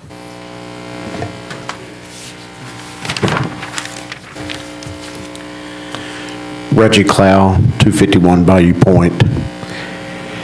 I think from the lack of people being in the room anymore that emotions are running pretty high over this. And I have to agree with a lot of the things that people are saying here because you are not allowing the people to vote on this issue. And I understand that you have a law that's in your favor, but it still doesn't make it right. So we gather here today and we have an invocation and we all pray together. And we do that because we all have a common goal to try to be as godly as we possibly can. And you guys, and a lot of people in this room that exited, I'm not saying it. It hurts my feelings that things like this take place in a city and it's dividing everybody in it. You're not winning any friends and influencing people by doing this. It's not going to help in the future when other things come up and you need support from your community. It's going to make it tougher. I know that you've already voted on Enclave B, or C, excuse me. And I know that we're next. And I just wish that you wouldn't vote the direction I feel like you're going to. And I wish that you would allow the legislature to hear the people, try to make a correction. If it doesn't, then so be it. It's another few months. This thing has turned into an absolute ridiculous set of circumstances. I do wish you a Merry Christmas, and I hope maybe clearer heads will prevail. Thank you. Mr. Cloud. Rhonda Cravens? Crevens.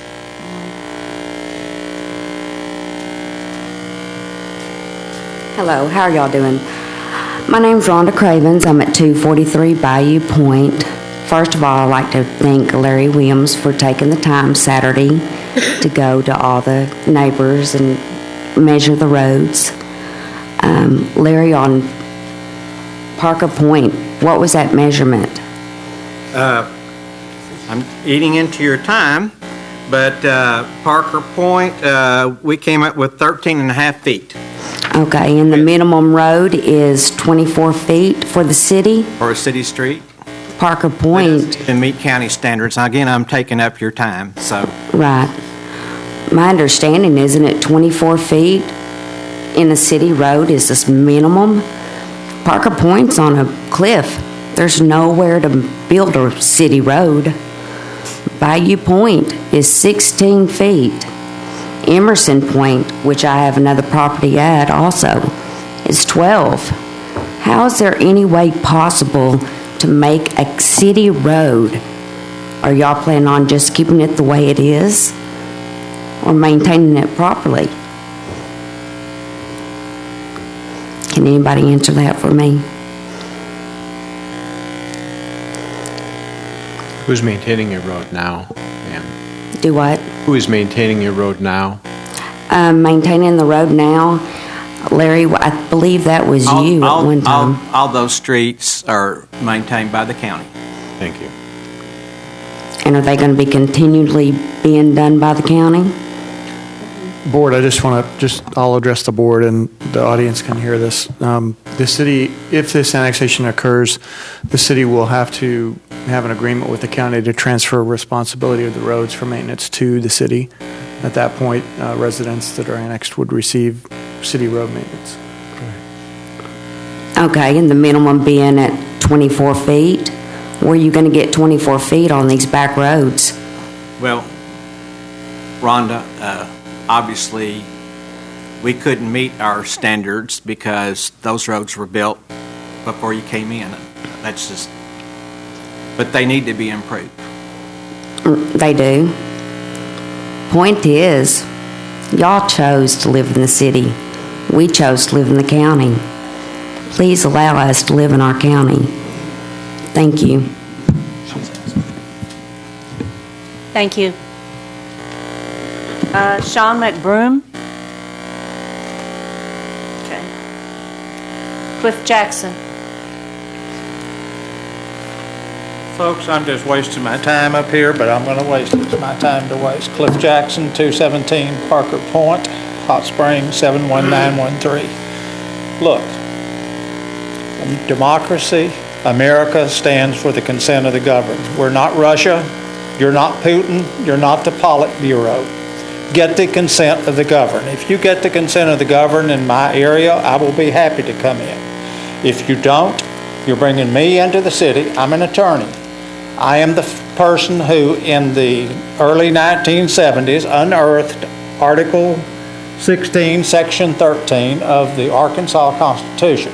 Brian knows what this is. It's the illegal exaction statute section of the Constitution that had not been used for decades and decades and decades. And I used it against the government officials in Little Rock, Arkansas.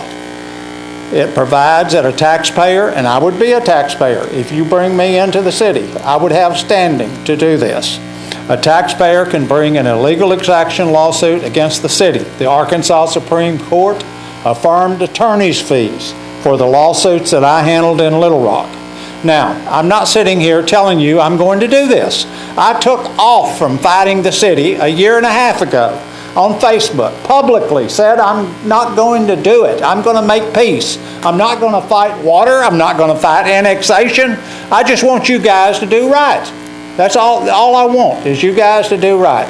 And give us a chance. If you want us in the city, I will circulate your damn petition, my damn petition, to go out there and try to bring them into the city. But don't force it down our throat. Look, Gandhi said, let me quote Gandhi, "Civil disobedience becomes a sacred duty when the state has become lawless or corrupt." Thomas Jefferson said, when injustice becomes law, resistance becomes duty. Now, do you have any idea, folks, how much resistance I can foment? Do you have any idea how relentless I am when I focus on something? I don't want to focus on you guys. I want out of this. I'm too old to deal with this situation. So I'm asking you to please consider what you're doing. You don't want me in the city. You don't want somebody in the city who doesn't want to be dragged into the city. Because if it's not me, Mike Crawford back here is an attorney. He's my neighbor. Mike is a very good lawyer. And I'm not just threatening lawsuits. I'm saying there's other stuff. I'm politically active. I could set up my political action committee. Becca, I can have you recall. Same thing on you, Suzanne. I can have you recall. Y'all squeak by with very small margins. Randy will leave you alone. You won by a big margin. But there are things that can be done. Initiatives, referendums, targeting like your majestic hotel little project. Don't put me in the city. Thank you. George Pritchett. George Pritchett, 207 Crestwood. You know, I wish I understood this. When we had the map up there, I was looking at that map, and it just troubles me that there's all that open land out there. Why would anybody want to build a development inside of the city right now? The Hot Springs School District has one of the highest taxes in the whole state. We just put a city tax in. The city hasn't grown for 40 years. It was the same population set in 1970, 1980. So here we are. So I don't understand the purpose. The financials on this, yes, we can't mix general fund and utility infrastructure, but the payback's about 5 years just for what you're going to have to put in. I don't know. I've been told, but I'm not certain. I'm not sure the city even owns a road grader. You know, some roads in D here certainly are not paved roads. We're talking about the cost that you will incur over time to improve those roads, and they certainly, some of them will not be able to be brought up to the standard width, but you will have a responsibility. The county's been maintaining them. You're going to take those on. I haven't seen anything written for some time that you're going to require the people to pay for the improvements of the road to bring them up to standards. I think that was talked about on private roads before you would accept them in the city. You stifle development in the county with the water issue. The taxes alone will stifle development in the city. No one will have to work at stopping it. The street standards out in this area are going to be difficult for you. I don't see any real benefit to the city for annexing this area. The fact that you can, hey, I acknowledge that you can. I don't like the fact that you're diluting the services I get from the fire and police by bringing in additional land, additional people that you have to police.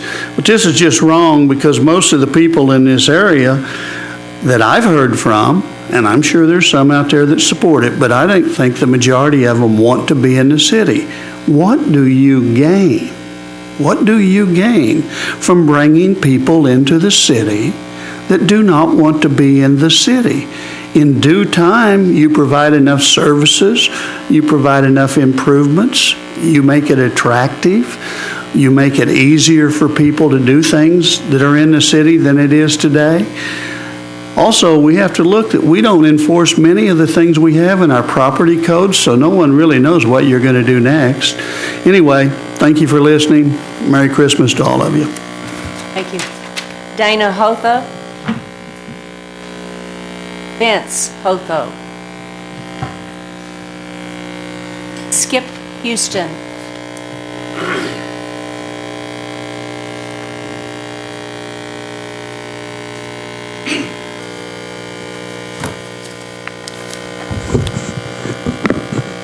Skip Houston, 155 Five Point Circle, still in Garland County. You like the Christmas tie? You know, there's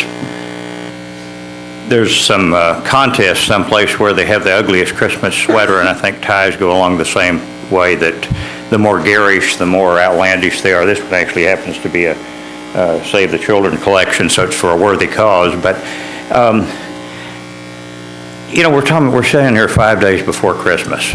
You know, you had this other meeting 2 weeks ago, and we had a huge crowd, and if you had one 4 nights from now on Christmas Eve, we probably wouldn't have as many people as we had tonight. But there's a lot of people that care about this.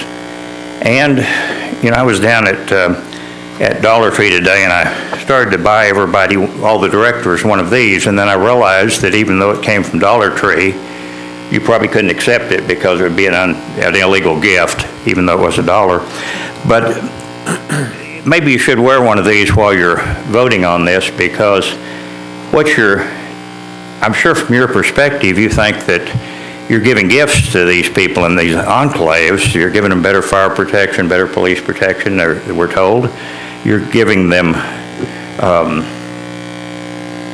variety of things, I guess. I'm kind of at a loss for all that. I know what it says in your brochure here, but you probably feel like that it's a good thing for everybody, and therefore we should welcome that. But the problem is that we look at the gifts as the increase in ad valorem tax over what we've been paying in the county. That's a relatively new thing. Back in the Enclave A brochure, which was sent out about a little over a year ago, there was a question in there. It's not in the one now, of course, but it says, how will my taxes change? And it says, annexation will not result in any change to property taxes or rates. The city's board of directors eliminated personal and real property taxes years ago. That's 100% true, and it was 100% true when you annexed them, but it's not true now. They get to pay the ad valorem tax. And I know that's just temporary. It's just 2 years, and it's just a small amount. It's for an emergency purpose, which we may have had for some time, but we recognize it as an emergency just in the last few months, enough to assess it. You all can assess a higher tax rate. You know, you're bringing in a lot of regulations, and all those gifts are not the ones that we really want, I don't think. I don't think any of the people here or the ones that were here before, earlier in the evening, probably wanted all those gifts. But, you know, there was another character in the movies that wore one of these, and that was the Grinch. And I won't readdress what Bob Drigger said, but it seems very Grinch-like 5 days before Christmas to start a project here that we know is going to result in petition drives. We know it's going to result in more litigation. And I'm like George Pritchett. I don't see how anybody gains from that. Thank you very much. Thank you. That was the last speaker. What about Mr. Crawford? Yeah. Crawford? Speaking D, and you agree. Okay. Thank you.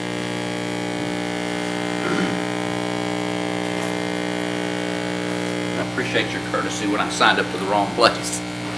My name is Michael Crawford. I live at 144 Lazy Lane, and that is in Area D. First of all, I live in the county, and so none of you ladies and gentlemen represent me. You have no ownership interest in my rights in the county, and you have no rights to vote with regards to my ownership in the county. And so whatever you choose to do tonight, what you'll be doing is extracting a right that you didn't earn, weren't elected to, and have no right to. And you want to hang that on a legislature that you think was unanimous when the legislator didn't know what they were doing, and we all know that they're going to change that. We all know that. Maybe you're confident that they won't because the municipal league is going to be against it, but the reality is they're going to change it. So in the meantime, we've got 4 lawsuits. When you pass D, you're going to have 6 lawsuits. And so you're going to spend, I don't know, $200,000, $300,000, $400,000, $500,000. Now let's talk about D. If you put it back up on the screen, you'd see that 2/3 of it's undeveloped. You're only talking about 200 souls. You're talking about every single street in the entire D. Not only does it meet city, it's chip and seal. It doesn't have adequate drainage. It's not wide enough in places for one vehicle to make it safely, much less two. So when you spend the money to fix all of my roads and you put all my curb and gutter in, you're going to have to figure out where you get that land, which means that you're going to have to, I guess, take more land from the citizens who live out there when you're trying to help them. Now, the reason you won't have to put city sewer and water, unlike the report she made, is because we already paid for it. Our entire area is on the lake, so we paid for city sewer and water. We're all hooked up. There's no septic tanks out there. Maybe there's a few rural ones. So you're really getting the benefit of our money we spent to develop the property. So ultimately, no one wants to be in the city. You know we don't. It isn't going to help you. It's financially imprudent. And yet, for some reason, you march ahead because you got a silly law that you think, we got a little window here, we'll grab some land. It doesn't offer you enough population. It doesn't offer you any benefits. There's no commercial development in that area. And I'd look at the clock too. It's suffered. And none of you answer these questions. And you promised at the hearing you'd answer questions. But none of you ever do. In fact, none of you ever speak. The only thing you do is point out that it was unanimous that the legislation passed. Well, that probably was because they didn't realize what you folks would do with it. So I ask you, reconsider. This isn't prudent. It's not financially intelligent. You're not going to make money. You're going to lose money. And ultimately, you're going to spend what little you might make on litigation expenses. And I'm sure that some of us appreciate that. We really do. But that's not best for the city. So please consider not approving D. You withdrew E when you saw the ridiculous fallacy in how that would work. D is equally unfathomable in terms of financial benefit to the city. Thank you. Thank you.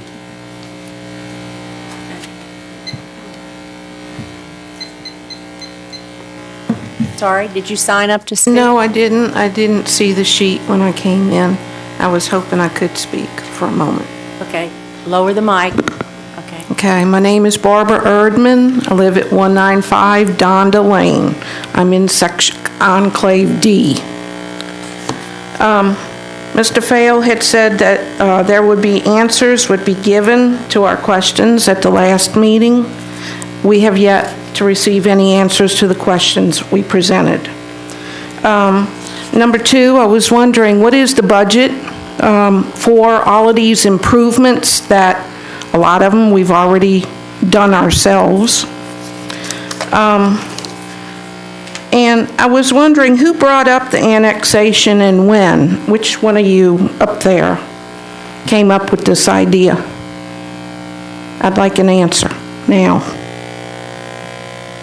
I don't remember, unless it was the former city manager. I know that it was addressed. And please stop the clock. He's answering. Why don't you take your time and then I'll address it? Go ahead, speak, and then I'll address it. Okay, and I'd like to know, you had a special election for the school tax, and you paid your, I think it was $32,000 for that, which was before the general election. It was some special tax you had to have, okay? Yeah, you did. I was wondering, since you had this special tax passed because nobody showed up to vote on it, but y'all, the city still had to pay the $32,000. How come us that live in these sections can't have a special election as to whether or not we want this? And I would like to say one last thing. As far as improvements, street improvements, I know it costs $144,000 to pave a mile. That's a lot of money, and we have a lot of little roads back there. Are you really going to do that? And if so, when? And is that in the budget? Where are all the checks and balances for this, assuming us? There's only 220 people where we're at. We don't want to be in the city. Thank you. Thank you. Madam Mayor, I'd be happy to address a couple of those issues. The special tax election that she's talking about was a school, the Hot Springs School District. The Hot Springs School District is not a subdivision of the City of Hot Springs. It's its own entity. City of Hot Springs didn't have anything to do with that. That was from the school district. With respect to annexation, annexation's been a topic of discussion for years. In the spring of 2011, there were joint sessions with the City of Hot Springs and county officials in which they all got together. The idea was to reduce the planning area down from 5 miles to 1 mile and to look at growth, smart growth inside the lake boundaries. It just geographically made sense. So those discussions began in 2011. Prior to those discussions taking fruition, the state law was changed that automatically reduced the planning area from 5 miles down to 1 mile. In March of 2014, there was legislation that was proposed that does this enclave annexation using a body of water, either a lake or a river, as the fourth side. That issue was brought to this board as part of the Municipal League's legislative packet that they were going to sponsor, and this board voted unanimously to support that legislative package. So the discussion regarding annexation has been something that has been long-suffering. Is there any other? Mr. I have Williams? a statement I'd like to read. And I sent this, and everybody's going to find out now that I need bifocals, but that's all right. I sent the following, mailed my concerns about this enclave to you earlier today. Some of you may have got, and others of you didn't, but I want to read it for the benefit of the public as well. To my fellow directors, I noted that the impact statement for Enclave D said there would be no impact to the street fund. If everything to remain the same, that would be so, but we are taking on a lot of street liability, which will have a cost to us.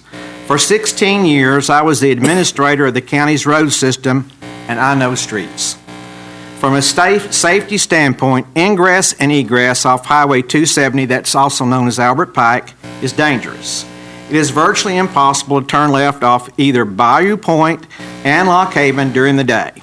At Lock Haven, when you turn right, you're immediately in front of a railroad crossing. On the other side of the enclave off Weston, you have a very bad intersection at Lazy Lane and Parker Point. It is a 45-degree intersection with a steep incline coming down Lazy Lane as you approach the stop sign at Parker Point. Doubt that many people would come to a full stop during bad weather out there. With regard to the maintenance, the only hot mix streets are Bayou Point, the subdivision called Weston Estates, and Donda Street. The rest are chip and seal streets, which is 2 layers of oil with 2 layers of gravel. We don't own a chip spreader here, so to maintain these streets will require us to contract for chip and seal or do hot mix overlays. On the average, a hot mix overlay will run us $140,000 per mile per our city engineer. In my opinion, Lazy Lane, 0.7 of a mile, and Parker Point, 0.2 of a mile, should be resealed next year. Lock Haven, 0.7 of a mile, needs attention as well. The county's minimum construction standards call for 20 feet of surface streets, and many of these streets are old. Most, if not all, of these chip and seal streets are narrow. Lock Haven is 19 feet wide, but when you get to the final 0.2 of the street past Weston Estates, it's 14 feet wide. 2 cars cannot pass there. The other main road, Lazy Lane, is 16 feet wide in a hilly area. There are a few other smaller streets with widths of from 14 to 16 feet. If we overlay these streets, the 2-inch raised surface that comes from that process will create a driving hazard. You're either going to have to widen the road out further with paved surface or add shoulders to keep it being a hazardous surface. So I would ask you to take these points into consideration. And then a couple things I didn't mention in my memo to you earlier today. And I realize the board's kind of dismissive of my experience as county judge. Early this evening, I stood up and explained why we didn't have to fund the health department, and we got through with it. I was the only one that voted not to fund the health department, so I don't guess my experience really matters that much. But nevertheless, I can't help what I was for half of my life, 30 years spent in county government. As county judge, I always viewed the areas in Highway in the 7 South area enclaves A, B, and C, as areas that were surrounded by the city and the lake on one side as being logical for the city to want to annex. But I never had the view that either Enclave D or E, which we have withdrawn, made sense for the city to take in. I'm glad we abandoned the idea on E. I wish we'd do the same on D. But all we're gaining is 220 people. There is no commercial development potential in that area. And all we gain is 220 people and gain all this street liability. Now, I want to thank Rhonda for holding the tape measure for me when I went out there Saturday afternoon and measured these streets. And some of these distances are approximate because I use the trip meter on my car. But they're pretty close approximations. So these are the concerns that I have about this enclave. I don't think it fits for us. And I think in the short term, we may not regret it, but in the long term, I think that we will regret taking this area into the city if we decide to annex it tonight. Oh, and one other thing, Director Foley, you are not the Grinch that stole Christmas. In my senior year, we had a Reader's Theater production at Malvern High School, and I was the Grinch that stole Christmas. Madam Mayor, there were two other issues that the last speaker addressed, and that was that we were going to have answers on the budget and answers, and I believe the city manager has addressed those. So would you care to mention that? Yes, all of that information has been on the city's website for 2 days? Oh, sure. 3 days. With the packet as well. And it's also in the packet. And I think at the meeting it was announced that it would be posted on the website, so that's what it is. Is there any further discussion? This issue? Hearing none, please call the roll. Foley? Aye. Jones? Aye. Clark? Aye. Williams? No. Ramick? Aye. Davidson? Aye. It is adopted. Okay, the next item of business is to consider resolutions number R-16-176 through 181, which are condemnations of property. Council, please proceed. Mayor, we'll begin with Resolution R-16-176, a resolution condemning certain real property pursuant to ordinance number 4623 at 217 Henry Street. That concludes the reading of the resolution by title. If you would, entertain a motion second to adopt and have discussion, if any. Second. Great. My name is Mike Scott. I'm Chief Building Official for the City of Hot Springs. Thank you all for your time tonight. I'll be bringing 6 houses total to you tonight. They're condemnation structures, and all the money, if they're approved, all the money to remove these houses and structures will come from CDBG funds.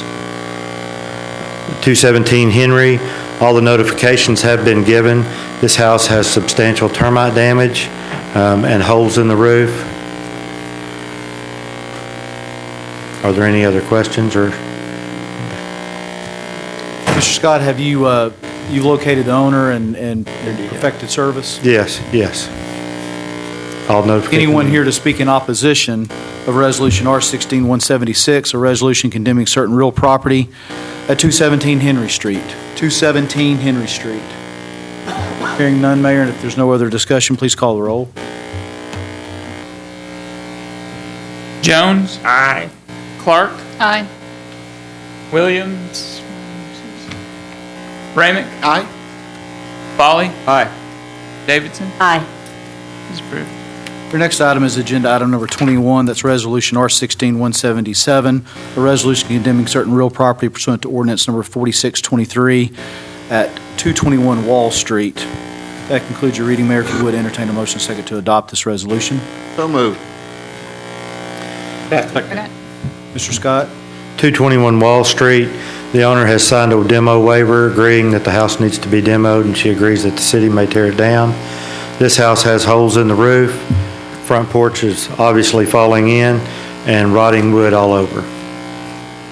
Any questions or comments from Mr. Scott? Anyone here to speak in opposition of Resolution R-16-178, a resolution condemning, 177, a resolution condemning certain real property at 221 Wall Street? 221 Wall Street. Hearing none, Mayor, if you would, please call the roll. Clark, Aye. Williams, Ramick. Aye. Foley, Aye. Jones, Aye. Davidson. Aye. It is adopted. Mayor, your next item is agenda item number 22. It's Resolution R-16-178, a resolution condemning certain real property pursuant to ordinance number 4623 at 223 Runyon Street. That concludes your reading.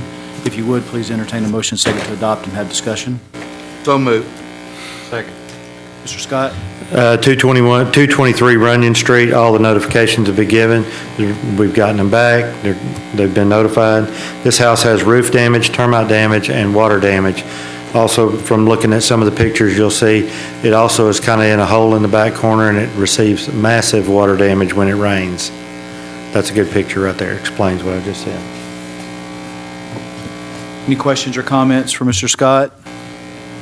Anyone here in opposition of Resolution R-16-178, a resolution condemning certain real property at 223 Runyon Street? 223 Runyon Street. Hearing none, Mayor, if you would, please call the roll. Ramick, Aye. Foley, Aye. Jones. Aye. Clark, Aye. Williams, Davidson. Aye. Adopted. Mayor, your next agenda item is agenda item number 23, a resolution R-16-179, a resolution condemning certain real property pursuant to ordinance number 4623 at 345 Silver Street. If you would, please entertain a motion second to adopt and have discussion. Second. Second. Mr. Scott? 345 Silver Street, the owner has signed a demo waiver. This structure has weak footings. It's being undermined. The water, it's not even on the ground part of it. Rotting wood siding and blocks are deteriorating, and the mortar has deteriorated between the blocks. Any questions or comments from Mr. Scott? Anyone here to speak in opposition of Resolution R-16-179, a resolution condemning certain real property at 345 Silver Street? 345 Silver Street. Hearing none, Mayor, if you would, please call the roll. Foley, Aye. Jones. Aye. Clark, Aye. Ramick, Aye. Davidson. Aye. Mayor, your next agenda item is agenda item number 24, Resolution R-16-180, a resolution condemning certain real property pursuant to ordinance number 4623 at 365 Whittington Avenue. That concludes the reading by title only. If you would, please entertain a motion second to adopt and have discussion, if any. Second. Mr. Scott? 365 Whittington, the owner has signed a demo waiver. This house is burnt severely. If you'll look at some of the pictures, that's the back side of the house. The entire roof is gone. What's the circumstances on perfection of service? He signed a demo Oh, waiver. very good, thank you. Anyone here to speak in opposition of Resolution R-16-180, the resolution condemning certain real property at 365 Whittington? We do. Mrs. Mills? Anna? I want to be clear, I'm not here to speak in opposition to it, only to be clear on which property is actually going to be demoed. There are some additional structures. I'm sorry, my name is Hannah Mills, 1259 Shady Grove Road. I'm sorry. All right. There are some additional structures to the back of the house that he has been working on rebuilding, putting a new roof on, and so on and so forth. And we just want to be sure that those properties are not included in the demolition. We're not against the demolition of the house itself. Mr. Scott, would you address that for her, please?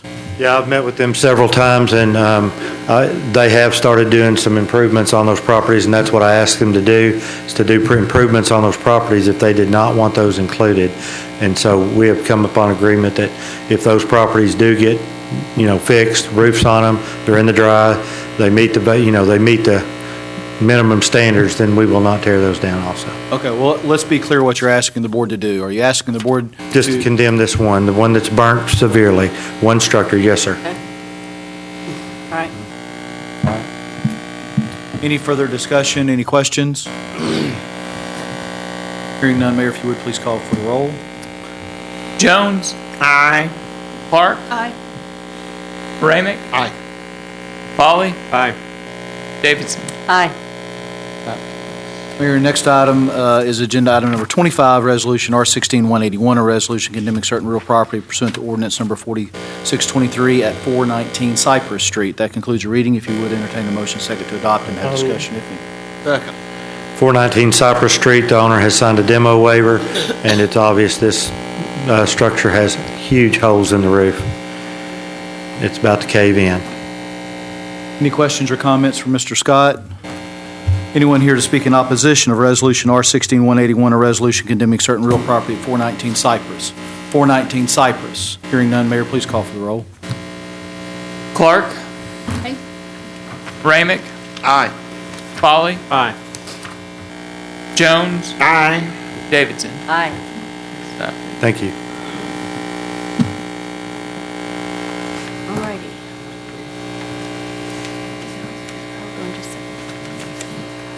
Okay, the next item of business is to consider ordinance number O-1658. First of all, I will entertain a motion to suspend the rules and read by title only. So moved. Second. Thank you. Do I have a motion and second to suspend the rules and read by title only? All in favor of the motion to suspend the rules, please say aye. Aye. Any opposed?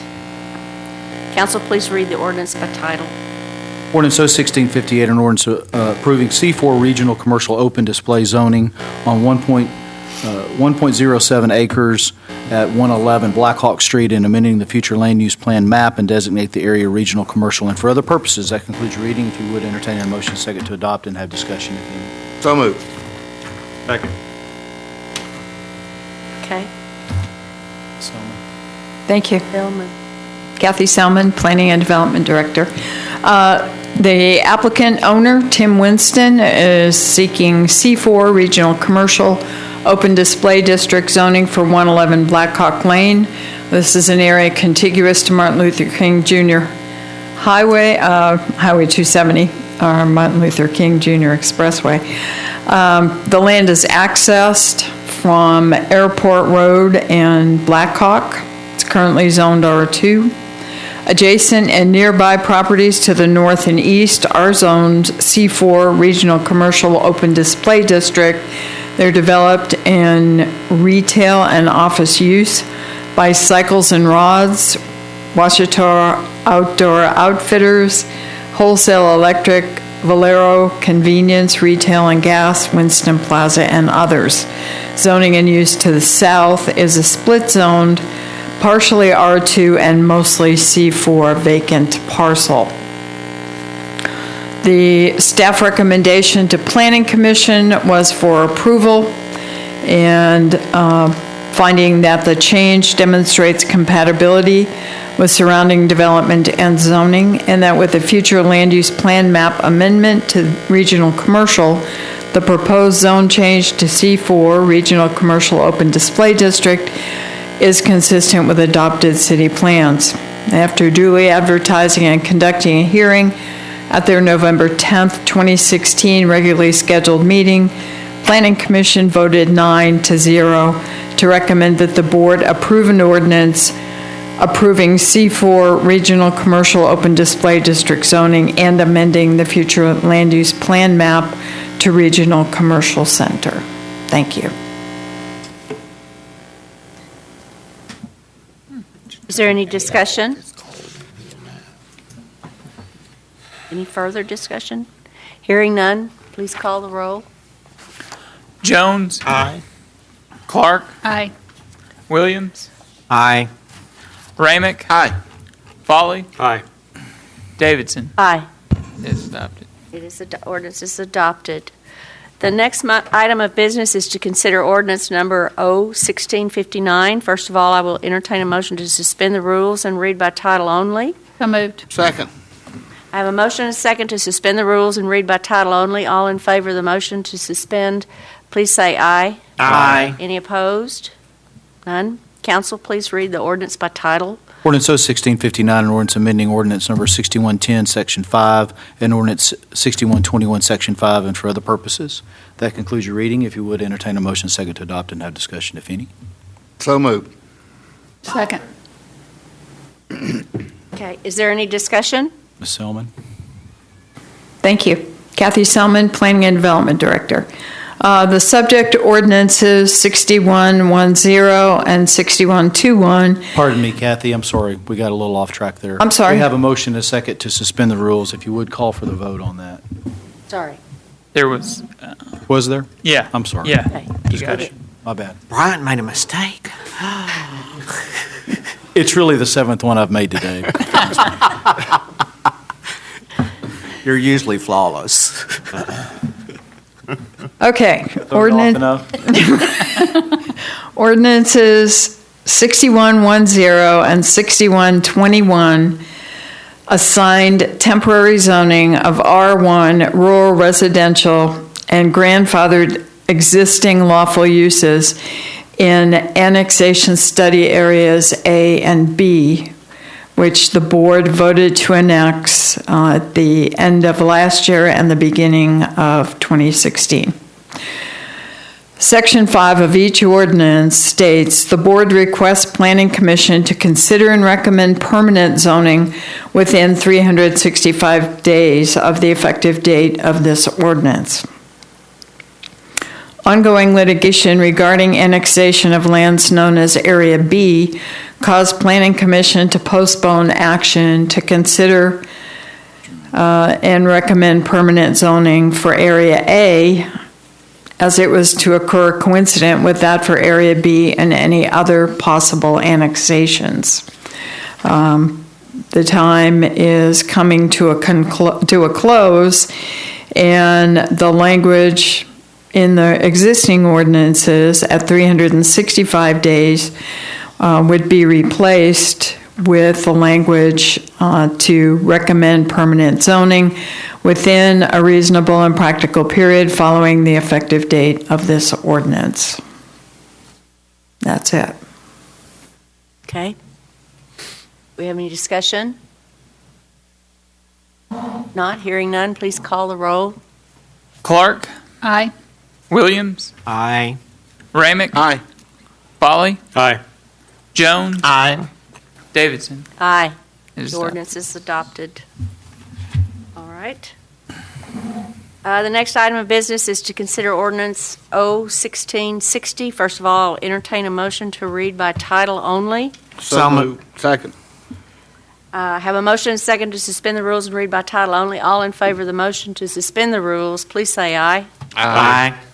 Okay. So, Council, please read the ordinance by title. Ordinance 01660, an ordinance amending the Hot Springs Code, Title 16.5, the sign code, by reclassifying temporary signs as excluding from regulation until December 31, 2017, by repealing ordinance number 6093, Hot Springs Code 16-5-12T, in its entirety, declaring an emergency and for other purposes. That concludes your reading, Mayor. If you would, entertain a motion second to adopt and have discussion, if any. So moved.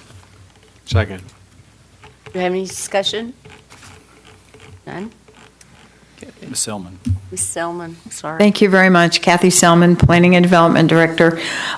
This is a request to classify temporary signs as excluded from regulation in the Hot Springs Sign Code, and for that exclusion to extend through December 31st, 2017. Should that be approved, signs still must be maintained in good repair. Obsolete advertisements must be removed. This would extend by 1 year the time limit that was established by Ordinance 6096. And the recommendation is that the Board of Directors approve with the emergency clause an ordinance that would classify temporary signs within the Hot Springs Sign Code, specifically 16.5.12, signs excluded from regulations subject to 6 conditions and subject to the Hot Springs Code requirements in section 16.5.24, miscellaneous sign restrictions and prohibitions.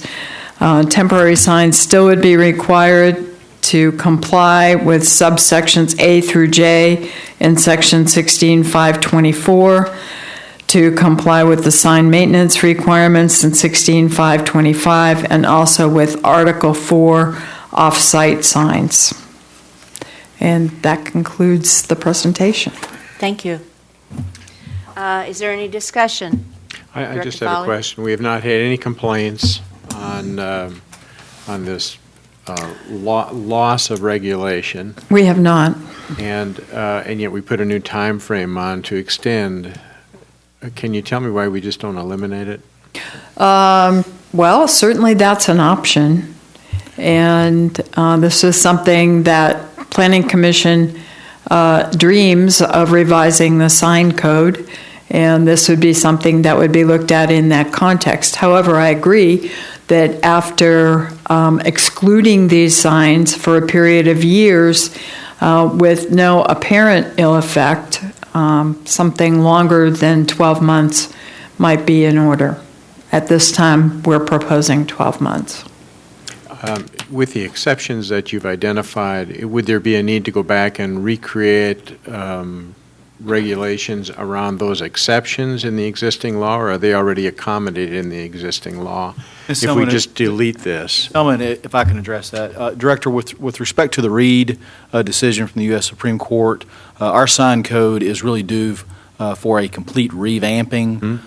So rather than just erasing the books right now, it would be my preference that we hold what we have in abeyance, which is essentially what you're doing, until the Planning Commission can do its due diligence to bring to you their recommendation for a completed sign code that will find itself in compliance with the Reed decision and that will work for the City of Hot Springs. Okay, thank you.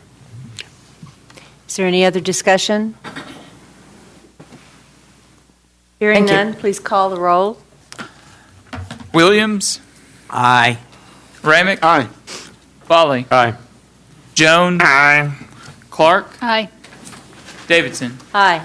Mayor, the motion having passed and the ordinance adopted, there is a emergency clause, which I'll read separately. Section 2 is hereby found and determined that an emergency exists, and this ordinance being immediately necessary for the protection of the public health, safety, and welfare shall be in full force and effect from and after the date of its passage and approval. That concludes a reading of the emergency clause. If you would, please entertain a motion and a second to adopt it. So moved. Mr. Williams? I move for the adoption of the emergency clause because I believe this is a genuine emergency. Beg your pardon, second. Second. Second. Please call the roll. Ramick. Aye. Foley. Aye. Jones. Aye. Clark. Aye. Williams. Aye. Davidson. Aye.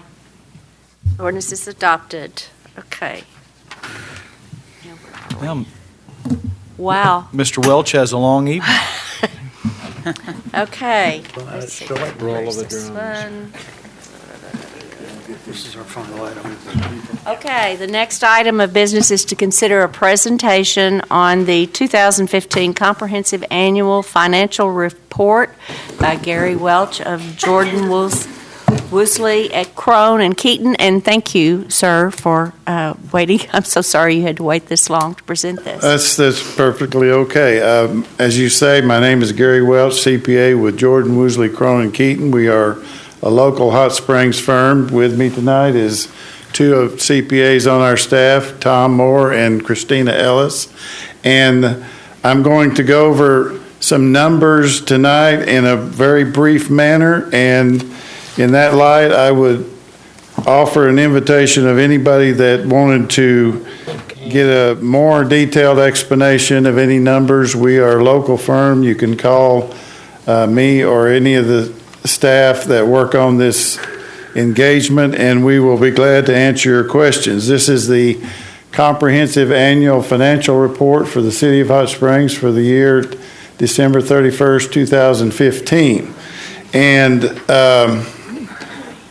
I handed you a hard copy of the basic highlights that I'm going to go over.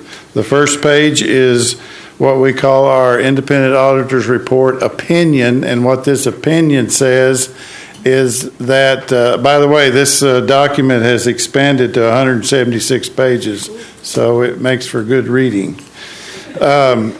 This is our opinion that states that our audit and the report of other auditors, the other auditors audit the advertising, promotion, and commission, and that is a component unit of the City of Hot Springs and is incorporated within this report.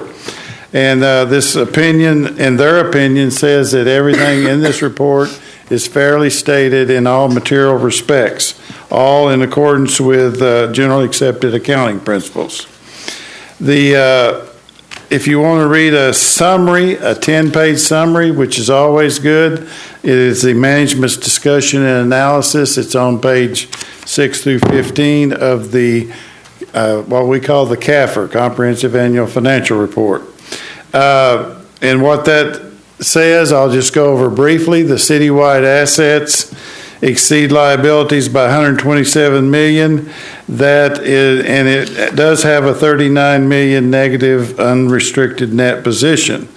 Now, these changes, which I mentioned last year, changes, and you'll see some negative numbers. They are all dealing with the pension requirements that changed within 2015. The second paragraph, the city funds had a combined governmental funds, combined balance of $7.6 million, and $4.5 million is unassigned or available to spend.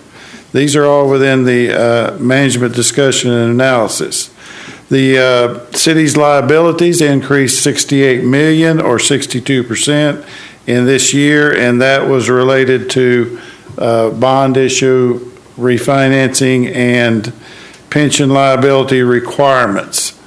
The component unit had net assets of $59 million. This is advertising and promotion, and that also decreased because let me assure you, this is not exclusive to Hot Springs. This is statewide. Everybody that participates in APERS and LOTFI have had results similar to Hot Springs.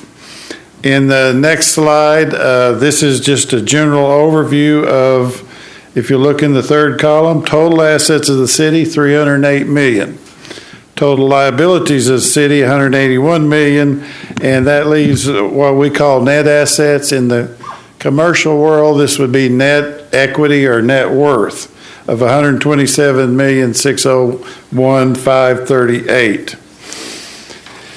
The next slide shows the expenses citywide, and if the first column, you had $89 million in expenditures. This covers governmental activities, which is your general fund, street fund, and police and fire, etc. The business type activities, these are the user fee areas of water, wastewater, solid waste, airport, etc. And then the next two columns are the revenue generated from two types, charges for services and then general revenues, etc. And if you added those two together, you'd get $80 million, and you had a $9 million excess expense.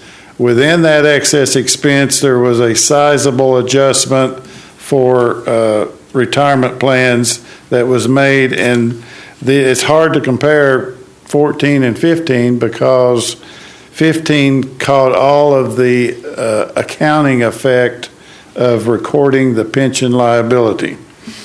The next page, we have citywide budget, and here again, the city had a favorable budget result. If you look in the last column, they had a favorable result of $2.6 million. You came within 0.5% on revenue, which was pretty close. And then you underspent on expenditures, and that was in the street capital and the transit capital that didn't get spent in 2015. The next page is, again, shows you a comparison of assets. First line, $308 million compared to $291 million last year. Liabilities is the big change, and that went up $70 million. and net assets went down, the difference there. I looked briefly at Little Rock's comprehensive report, and their liability for pension reasons went up $164 million. And I have some of those comparisons if you'd like to see them later. Next, we have the general fund. We usually look at the expenditure and transfer out coverage of the general fund, and that was a planned decrease in the unassigned fund balance, and of course your expenditure coverage went down as shown in the bottom section there. The last two pages just give a 6-year history of revenue and expenses. The first one is revenue. As you see in the last column, you are now producing $90 million in revenue from governmental business and the component unit, which is advertising and promotion. And the next page, you're looking at $99 million in this particular year, but again, we have some significant pension catch-up entries that occurred in 2015. And as I said, that's a brief overview of the highlights. I want to thank Doretha and her finance staff for their cooperation, and it takes a lot of work for them to put together this report that we can submit an audit on. So we're going to be able to keep the lights on this year. Yes, I think that was be covered in your budget more than. And let me make one more statement. I'm here a lot later this year, but nobody in the state got their report out because the lot fee and APRS was being audited, and that didn't come out till October, early November, sometime like that. And those numbers had to be generated before you could close your books and produce this comprehensive report. Mr. Welch, I have two questions. First one is, the numbers that we use from LOPFI and APRS are numbers that are generated by LOPFI and APRS based on their actuarial assumptions as to what rate of return will be on investments, what the turnover is in employees, the death rate, things like that. Is that correct? That is absolutely correct. And no control over that. These are both statewide plans, and they cover more than 700 governmentals and entities. Even volunteer non-paid firemen are covered under some parts of LOPFI. And they are actuarially driven, yes. And the part that I'm sure you understand is these are all controlled at a level that frankly, you have no control over, because it's Little Rock plans and boards using actuarial numbers to create liabilities. The second question I have is, do you anticipate any other adjustments during the next fiscal year, or will we be able to compare the 2015 results with 2016 results and have some comparison that we can see where things are going? Yes, that's a very good question. This was the year of change. As I told you last year, the Accounting Standards Board, which made this change effective in 2015, required it to be disclosed in all prior years. Now they're requiring it to be recorded. And what you're basically doing is you're putting an actuarial liability on the book, so to speak, and that's, if you understand actuarial, that's all liabilities of the plan for all time forward. In other words, all your hires now, your new hires, and your retirees. They're estimating return, as you said, lifespan of the recipients, etc. And these are defined benefit plans. And as I've expressed before, defined benefits aren't used in the corporate world anymore because they're too expensive. Your benefit is locked in and you must fund it.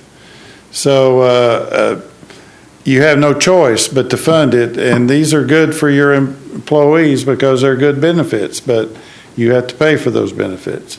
And the hope, I can't stand here and guarantee you there won't be future adjustments, but the adjustments that were made in 15 are catch up and everything known at this particular date. Now, they will be recomputed each year, but I would hope that this is the only year you have these kind of numbers as adjustments. Thank you. Are there any other comments, discussion, questions? Hearing none. Thank you so much. It was very comprehensive. I appreciate it. We all do. Thank you. We need a motion to acknowledge the report. It was in the consent agenda. It was in Okay, the consent very good. agenda? Okay. At this time, I need to entertain a motion to go into recess for executive session. Move, Madam Mayor. Second. Second. All in favor? Do I have to call the roll? All in favor? Aye. Aye. Aye. Aye. Opposed? Okay. We will be back shortly.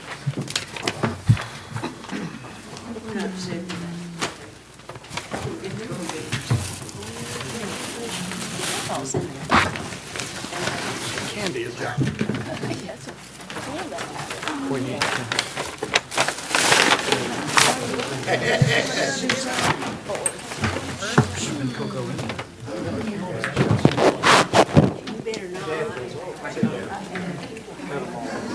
Merry Christmas. She probably drinks the...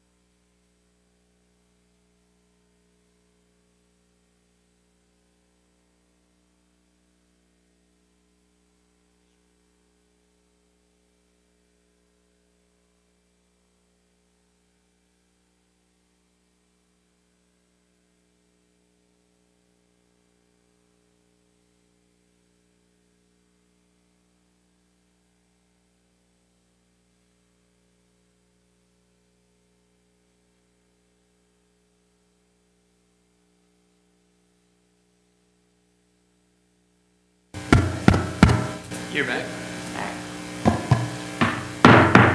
Okay, we reconvene back into session from our executive session. Do I have a motion for decision based on what we did? Need to Yeah, we- call a roll. Okay. You got it. Had a couple of this. Pardon me? We're just making a... We're just going to make a presentation. No, what, call roll for attendance. Yeah. There's, I can certainly do that. Jones. Here. Clark. Here. Williams. Raymond. Here. Foley.